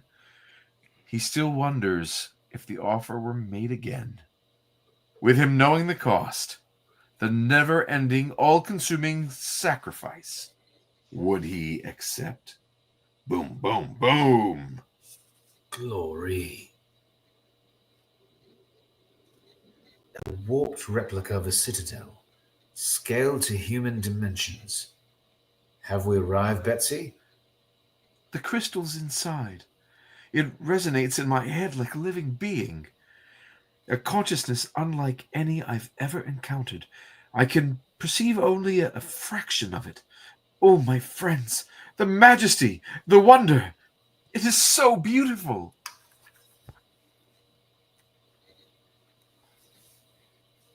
We have no time to sightsee. Psylocke, alert Wolverine to our location. Act as a beacon to guide him to us as quickly as possible. In addition, scan for Horde. He's already on his way, coming fast, not bothering to hide his thoughts, almost daring us to fight him. Brian, what are you staring at? We have to prepare. Something within this mound of rubble. I have to know what. You're home, Brian. Maddock, Brian. You're home, Brian Baddock Manor? And that's us.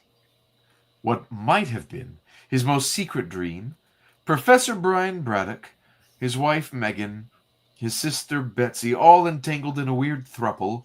We're not going to get into that this time, but moving on. The happiest of families, the most prosaic? Yeah. What does that mean? Having the quality of prose? I don't know. Stop Yeah, it. I already gave you guys innings in cricket, so this is on you. Yeah. The most prosaic of lives. Nice. Is that our child? He's so lovely. And look, I'm going to have another. That's so marvelous. I hope it's a girl. Megan, this isn't real. It's a citadel trap. But we can make it real. Brian, my darling, this is what we are meant to be. Why do you deny it? I'm Captain Britain. I have responsibilities. What right have I to live for myself? And yet, haven't I done enough? Haven't I earned the right? Betsy, there's a place here for you. You have your dream, Brian. I have mine. I cannot run away. Like you, I have found my true self, my destiny. Plot twist. I must fight to protect those I care for. No, you're not my sister. You're not even human. Am I so fearful? I suppose the warrior always is. Be happy with your heart's desire, Brian, as I shall with mine. Now, she looks exactly like... do you guys know who Jocasta is? Yeah, right? Yeah, okay. So if you know... I've seen the character. I have no idea the backstory. I know the name, but that's it. This is not Jocasta, but it looks just like Jocasta, who is, I want to say, Ultron's girlfriend? Wow. Yeah. Okay. I mean, this looks like a Lady Ultron, you know? Lady Ultron, okay. Yeah. That's like it. a 1970s Avengers character. But this is just Betsy in metal. And yeah, I mean, Chuck is like, Jocasta! Yeah. Yeah. Wow, crazy. Yeah. Chuck also added in prosaic, ordinary, and undistinguished. Oh, thanks, Chuck. There you go. I love Win or Lose is also like, love Captain Britain's pupils in that panel, the top right panel. Oh, yeah. It's so great. So this is an Alan Davis choice repeatedly on certain characters. You can find his use of pupils when he needs to. On Captain Britain, clearly. On Wolverine, when he needs to.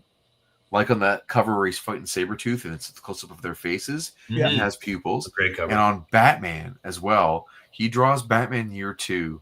And as well as the Nail.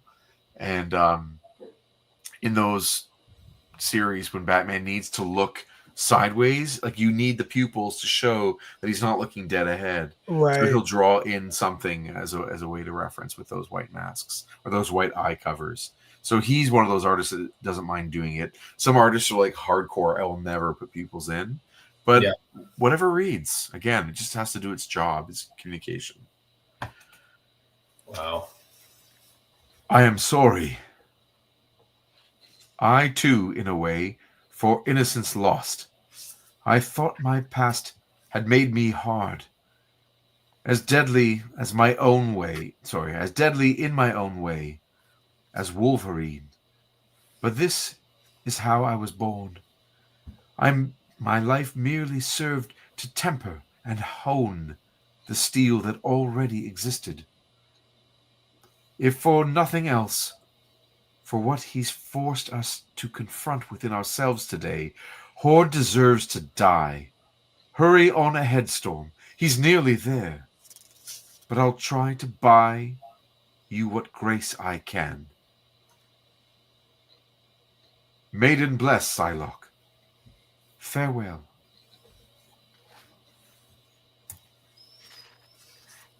Elsewhere, others are doing their share, while I'm turning out to be as much use here as I was at the mansion against Horde. Some warrior, some flaming Wolverine. Place is cutting us down to size. Wonder when it'll be my Lord. Japan.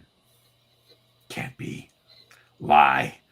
Fantasy. Illusion. Yet every sense tells me this is real. I can smell the cherry blossoms. And that's the Amida Buddha. Out back of Yashida Ancestral Castle. And waiting for me. And waiting there for me. Mariko. Those eyes I died for. You're everything I'm not. Soft where I'm hard. Gentle where I'm rough. A woman of breeding and culture. I'm a backwoods brawler, darling. What the blazes do you see in me? Sorry. Oh, that's hard in the throat. Oh, man. You gonna make it? Oh, someone else wants to read Mariko, please and thank you. Oh yeah, I'll jump on there. Does the outward fleshly ceasement matter, my love, when the heart is noble? This never happened. You called our wedding off. Another time, a second chance. Will you cast it to the winds? I should. My friends, the X-Men, they need. I need. I cannot.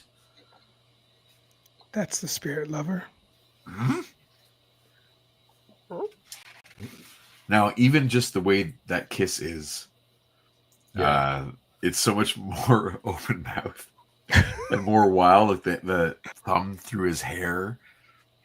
It's a good transition again into something else. And yeah, okay, cool.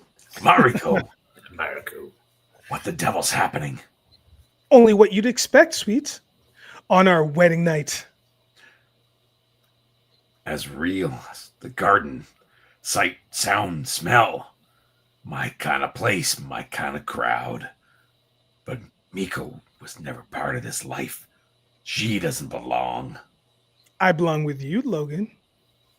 A wild woman for my wild man. Is that too much for you to handle? I want you. So much it hurts. More than anything I've ever felt. But not like this.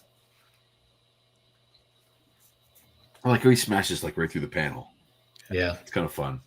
Subtle, but makes good sense. Yeah, and then cool. kudos to coloring Glynis Oliver, like doing again the transition. Let's just do the warms, the yellow to orange to darker orange to red, like right across. It always plays beautifully when they do those kinds of things. It's wild too because it's not even that aggressive. Like it's pretty. It's subtle and it shouldn't be. Like it feels like it should be. I'm sure when you have the tangible page in your hand and you're flipping it, like it really pops. But it's nice. It's really nice. The way it is on screen is a very, very good representation of what's in the printed comic. Like it's actually even a little brighter on screen, truthfully, more saturated. If of course you're reading this in a trade, it's going to be overwhelming because there's no fading of the newsprint, and newsprint absorbs everything. So even black in the newsprint is never pure black. It's always a little faded.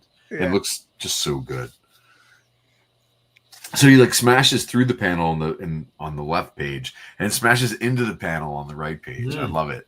That's really like, again, good fun cartooning to play with the panel borders. Smart move. That was no wall I smashed. It was somebody's ceiling. Long way to fall too. Figures. Flashes of light. Psylocke fighting the horde. Wish I could help. But I got problems of my own. This is gonna hurt. Big flaming deal. Can't be worse than how I felt. Walking away from my dream. Can't shake the notion that somehow means I'm maybe gonna lose Miko for real. Meanwhile, far below, nearly there, I sense so much power, a majesty, an awful glory I have felt only once before.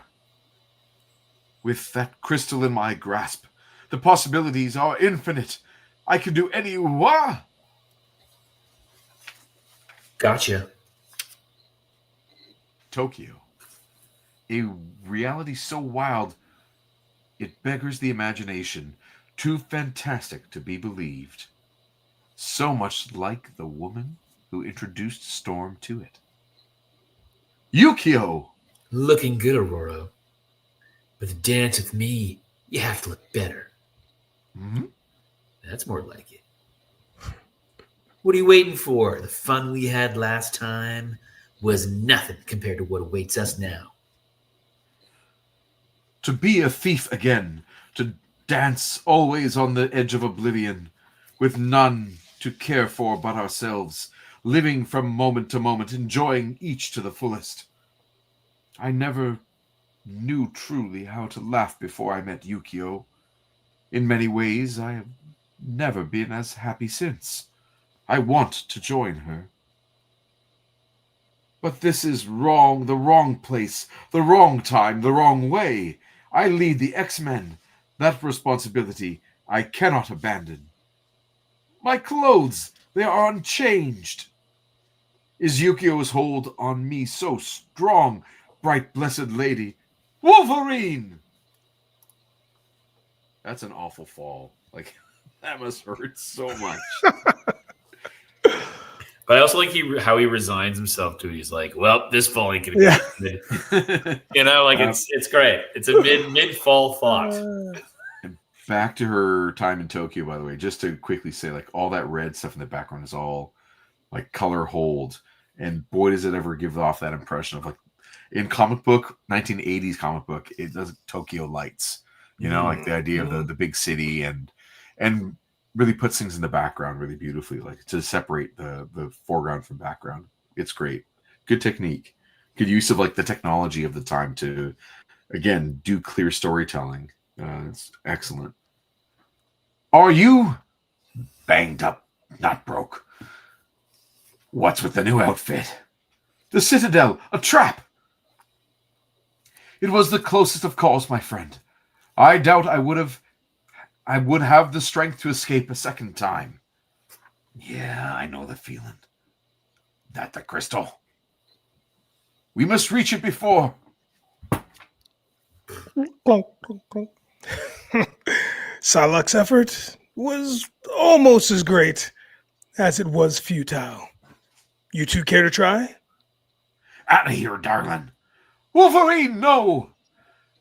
For a split second, she tries to resist, but the tug on her heartstrings is too strong. The dream, too welcome. The skirt, so short.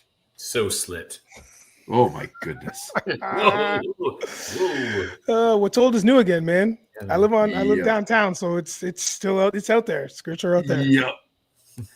Hated to do that. Better this way. Whatever happens, she'll survive. She'll be safe and happy. I should be so lucky. But of all the team, my adamantium bones and healing factor gives me the best chance.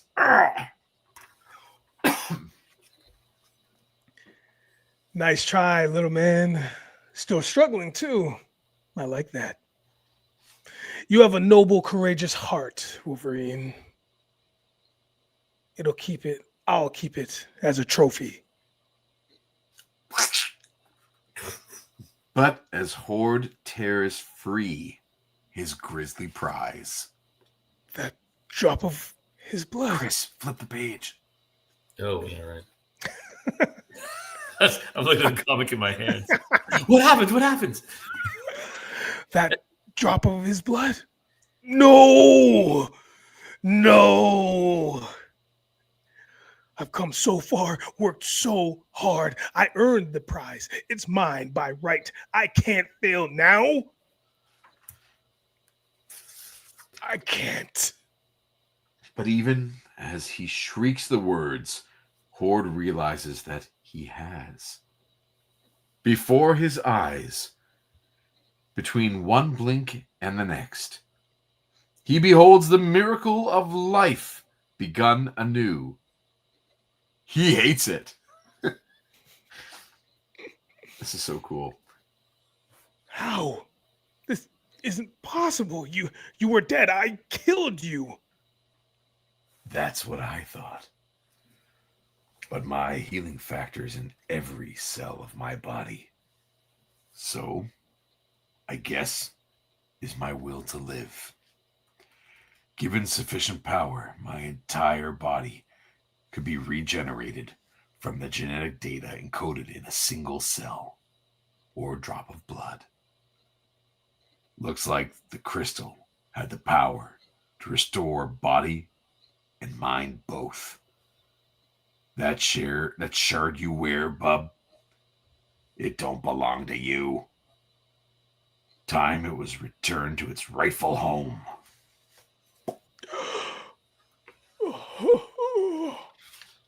Hordes lived a long time, an eternity's worth of rapacious cruelty and self-indulgence. Without the crystal shard to sustain him, however, all his vices, all his crimes catch up with him. Wolverine doesn't notice Horde's final moments. Boop. He has other things on his mind. Was this how Jean Grey felt when she became Phoenix? I can sense everything. Every particle of matter, every burst of energy, every living thing in all creation. The universe, mine, to do with as I wish. I can touch every soul with an awareness of honor, decency, courage. I can transform, shape, create, heal, destroy. Stop before I start. I'm talking like God. Only I ain't God. That was Horde's trip.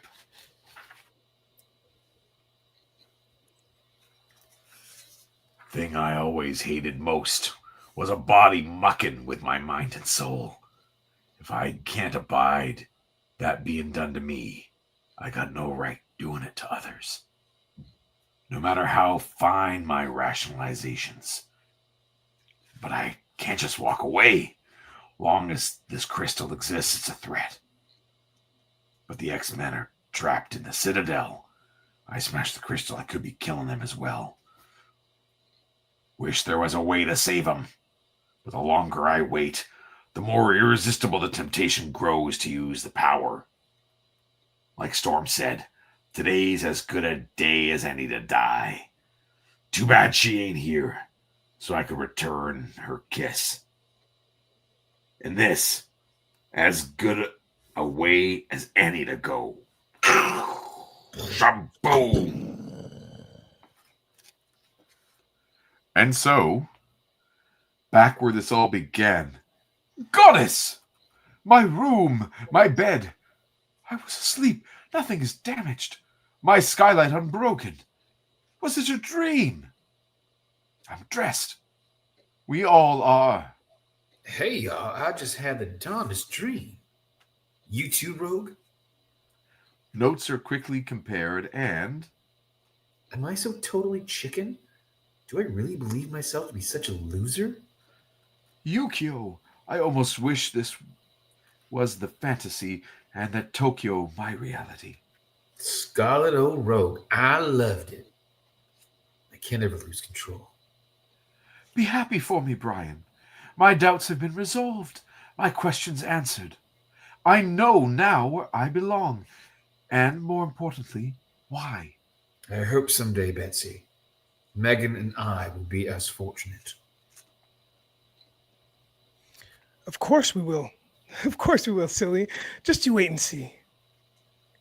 Storm? Where's Wolverine? Check his room, Longshot.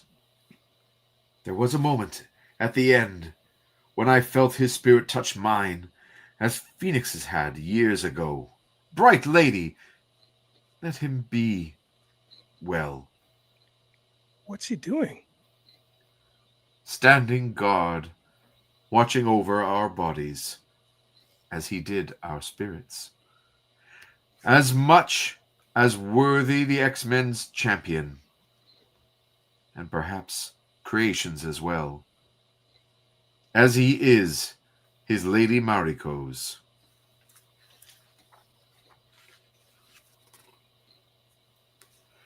Eventually, the others return to their beds. Only Storm remains awake, her roving steps leading finally to the cupola? I don't know that word either. At the top of the house, where she stares wonderingly at the stars. Already the night's events have begun to fade from her memory. Soon she senses it will be forgotten, like any dream. Perhaps that's for the best. Somehow Wolverine found a way to defeat Horde and bring the X-Men safely home. She'll probably never know the price of that victory. Save that it was as terrible in its own way as the cost of defeat. And that, too, she thinks, is for the best. Across the infinite, statues stand tall and silent before their shattered citadel. Only these aren't statues. Each came in turn seeking the crystal, unaware that it was, in reality, a test, as old and enduring as time. To attain this ultimate prize, yet deny the temptation of its power, is the mark of a truly mature species. Yeah, Canadians. The quester is returned home, his race allowed to evolve to its full potential. But those who try to use the crystal find themselves transformed into these eternal guardians. Worse, their races are genetically frozen in place, never to evolve another step, forever left behind while the rest of creation passes them by. Humanity will never know the debt it owes Canada. For tonight, the race faced its ultimate test. And thanks to its wayward outcast children, the X-Men passed. Whew. Yeah. And look at that. 11 p.m. That is a long goodness. show, friends. That's a long show. Boom. My goodness. Is it pronounced, Chuck, is it pronounced cupola? Capola. Cupola? No, I'm just saying it. The vaulted roof. Wow. Now, they're also saying that he looks like Hugh Jackman on page 37. I want to just go back. Wait, really? 37? Yeah, but I mean, that's an opinion, right? Oh, I see. The bottom there in the Minoka. Oh, yeah. Yeah. Yeah, I see. You know what it is? It's because he's not scowling. Exactly. He's smiling. Because he has a human face for a moment. That's right. Yeah. Oh my goodness. That was a cupola, as in cup, as in the head. Yeah, okay, from the Latin. That makes sense. I hear you. Let's go back to... Nope, not that view. This view? This view. Ah, There you go. love it. Beautiful. Love it. That was a lot. That was a lot. Ooh. Well, look at this. Ready? Boom.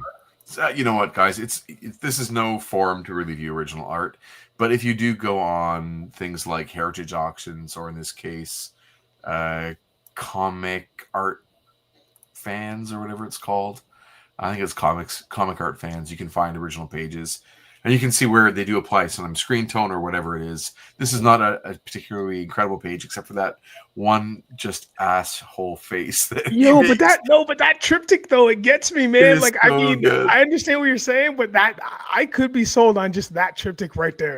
He's like, like straight out of Disney, real quick. You know what I mean? Yes. And then totally. Yeah. Ali says, that was the thing with Chris Claremont stories. A normal comic would take 20 minutes to read. His would take 40, and a dictionary by your side. Facts. Yeah. Yeah, and I actually kind of love that, because if you want to read, let's just say, a faster thing, yeah, there are 30 other issues on the spinner rack at the time. But if you want to flex a little bit and pick up a couple new words, or a dozen new words in our case, Seriously, yeah, you can go through a Claremont comic, especially one as double sized as this annual. But you can, again, just seeing Alan Davis and Paul Neary's amazing craft. I do believe that art is subjective, but craft is not. And these guys are just craftsmen. They're really, really beautiful at what they do. These pages are, you can see the original ones online, and they're so cool. That middle panel on the page previous to this one, with Dazzler with her hands towards the viewer, that's, for me, that's amazing. Yeah, it's gorgeous. Just it's gorgeous. Break. Man. Yeah, there's like 3 points where her fingertips just break the panel, and to just do that subtly enough, it creates the depth of field. You know, so like they really come forward. It's fantastic work. I of course love the idea of like the cell, so the single cell, the DNA, and then the entire nervous system rebuilding. Obviously, shades of Dr. Manhattan spoilers in his origin in Watchmen. Totally. Which is, by the way, at this time as well, right? Yeah. 2 Brits kind of drawing the same thing. Kind of cool.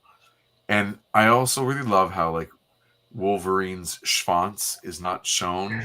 Like he uses like lens flare as a way to like hide his unmentionables.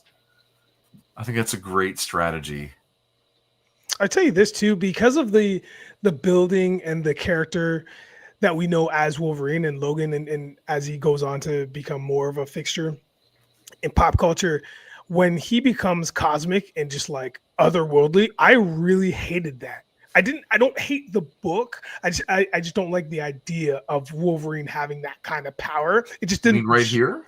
No, but the next page when he gets it, and he's I don't have it. But... Okay, but the page where it looks like you're looking at the cosmos, but it's just his silhouette and stuff. I'm like, it just looks so weird, because that's just not him. And I love that about an annual or about a what if, when you throw a character in something that's not their jam at all, just to see what it looks like. You know what I mean? And I really appreciate it, but I was like, no, Wolverine, just whatever that power is, get rid of it, bro. Get rid of it. Yeah.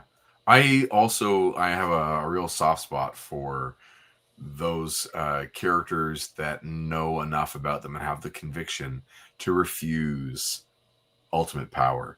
So there, when Wolverine does this, like he becomes that much more honorable, that much more an idol for me, or like an aspirational character. I think of other characters like Indiana Jones, who has the arc for his moment and doesn't use the arc for his own purposes. He of course looks away, but that's to save his own life. And then in his moment of weakness, like he goes for the cup, but he's not doing it for his own glory. He's doing it to save lives, save his father. And so I like those guys that can resist the power in those moments. I think there's one, I don't remember who it is.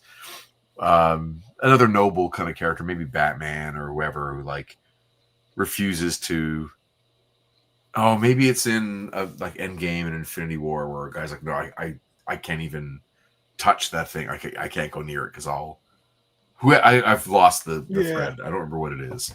But like I dare not. Don't even ask me. I can't. You know what I'm talking about? Is it pulling? Is it making you guys think of anything? Yeah. Captain Picard is like that too, by the way. If you guys are down with your Star Trek, he will refuse power that is like greater than that no human has the right to have. I love those guys. Like I melt for them. They're awesome and noble. Yeah. Anniversary of the wedding that never happens. His night of mourning. I love the loss. But anyway, these pages are around. But don't tempt Frodo. yeah. That's 100%. exactly right. 100%. It's Gandalf, who, by the way, is super powerful anyway. Yeah. But that idea of not like he can't take the ring because he knows it will corrupt. Mm-hmm. Thank you. Yeah, Galadriel too. Yep. Well, with Kate Blanchett's character with Galadriel, she also like feels the thing and is so. See, the reason I don't like her version of it is because she's too impressed with herself when she's like, I passed the test. I now get to go to heaven. I will remain Galadriel. I will remain. Like, see ya. Really? See what Wolverine does? He mourns. You're like, ew. That's millennials for you. You know what I mean? Facts. Tell you. Brutal. I say millennials because she's like 1,000 years old. Right. Literally thousands of years old. Yeah. Oh boy. Yeah. This has been a really long episode, and I'm really, really grateful that both you guys could join. Nigel, this was a last minute treat for us, and of course a joy. Thank you so much for coming on and hanging out with us tonight. This is a great way for us to mark the 150th episode of our show, and to what's that face? This is 150th? 150th. Whoa! Well, thanks for having me, man. Like those are milestone-y things. I don't know. That's fun. I feel like I was on another milestone-y episode the last time I was on, but I can't remember what it was specifically. But well, thanks for having me, guys. This was you're a milestone kind of guy. Oh gosh. Speaking of milestones, I'm gonna. Oh yeah. Hey, thanks, Ali. Appreciate you. I wanted to drop this because, as you know, I'm a hat aficionado. Chris and I were talking a little bit of hats yesterday, very, very quickly. He's wearing the minor league hat. I believe that you said you had yesterday. Yeah, lovely. So I decided to pull this one out for you guys. I have not. This is the first time I've worn this, so I actually curved it tonight specifically for this show. So now I have to uncurve it because I have to post it on my IG account, my hats account. And this, as you can tell, is the Toronto Blue Jays, but it's a gold threading. Okay. T there, gold threading, purple. I'm going to tell you what the hook is in a second, but if you can see that, do you see those colors there? You see that? Yeah. Okay. So now, and then so more gold threading. You got all gold. This is a flat Batterman. That's going to be hard to. Yeah, you can kind of get the details, and then you have a tone on tone New Era flag. But the reason why I wore this is because this is from the Inevitable pack, and so. All these colors are the colors of a certain somebody's gauntlet that starts with a T. You see what I did there? You blew my mind. Yeah, I'll show y'all one more time. Yeah. So that's the colorway. See, they're all there. They're all there. They're all there. Boom! Look at that. The Inevitable pack. Yeah. So I have how many hats do I have? Listen, Chuck, that we'll have to save that for another pod. Maybe I should come up with my own pod or just people with my hats. But my friend, I have a lot of hats. I asked your daughter yesterday. Yeah. I was like, "Does your daddy have a lot of hats?" She's like, "Yeah." Yeah, a lot of hats. But this is literally one of my faves. I have a couple more from the Inevitable pack, and it's unreal. I'm a big hook guy. I love my hooks when it comes to hats, but I also just like a good design. As you guys know, I'm a graphic designer as well. I just like a good design, period. Mm-hmm. So yeah. Anyways, I wanted to wear that for you guys, something special. That's awesome. Thank you. Thanks. Can you plug something that you want to plug? Sure, man. Listen, you can catch me on Ghosts, which is on CBS. So the show is called Ghosts. It's a sitcom, hot 30 minutes, really, really funny. Check it out. I'm there pretty frequently. And so I am a part of a gaggle of ghosts. We're called the Basement Ghosts or Cholera Ghosts, and we had all died of cholera, but we're in the basement. So anytime any of the characters go downstairs, we're there. So please catch up on it. I think we're in season 4 now, and so yeah, definitely catch up on it. You can catch me there. Yeah, it's as literally funny as it sounds. It's a really good. You're time. Nigel the Cholera Ghost. Yeah, it's Nigel, Cholera Ghost Nigel. That's Oh, Cholera Ghost Nigel. Pardon me. Yeah, Cholera Ghost Nigel. Yeah, that's awesome. Color Ghost. Yeah, Color Ghost. Yeah, man. And then other than that, yeah, just catch me on the socials. My IG is right there on the screen. Nigel_Downer, and my hat IG at Exclusive. I'm trying to post a little bit more frequently this year, just because I'm feeling it again. I'm feeling designery. I like to make them a little designery. Other than that, you can catch me at cons and just hanging out with Jason and Chris, man. I'm around. Hit me up. Yeah, man. That's awesome. No appearances on TV coming up anytime soon? I got let's see, I got a couple. I have a Desjardins commercial that's out right now. Yep. Which you might see a lot of. There's a Snyder's Pretzel commercial that I think that's web only, so that should be online at some point if it hasn't aired already. So nothing in the imminent future, but auditions are coming fast and furious, so I'll keep you posted on that. Yeah, man. That's awesome. Yeah. That's awesome. Thank you again. Thank you. Oh, and Chris, you can catch me on the social sometimes if you watch Daytime TV. So maybe you know that you're going to be on. Yeah, no, not yet. I was just last on in December, and then I should be on soon, but knock on wood. But yeah, I should be on soon. That's awesome. Thanks, bro. Appreciate you. Oh, come on. All right, guys, that brings us to the end of another episode. Previously in X-Men, of course, thanking our special guest, Nigel Downer. Great to have you here. Thanks to my good buddy Chris Sanagan, as always, writer of Group of 7 and Peregrines. You can find out more. There is no news about where we're going to be and when we're going to be there right now because none of the events have said anything yet. So we can't announce anything for 2025, but hang in there. You can follow us on social media, of course, at Group of 7 Comics. And our website is group7comics.ca, always with the number 7. Please click like, subscribe to the channel, like the video, throw a comment in the comment section below, and we'll catch you next week where we'll be doing Uncanny X-Men 120. Yes. So thank you, Bubs. That's plural to all the Bubs. 220. I said 120. We're going to go back in time. We're going to go back in time. No, we're going to 220 next week. So thank you, Bubs. And that's plural Bubs to all the Bubs out there. And stay Xy, of course. Stay Xy, everybody. And we'll see you next week on Previously in X-Men. There you go. I'm not ending the stream. Yeah, I'm ending the stream. You ready? Yeah. 3, 2, 1. 1, 2, 3.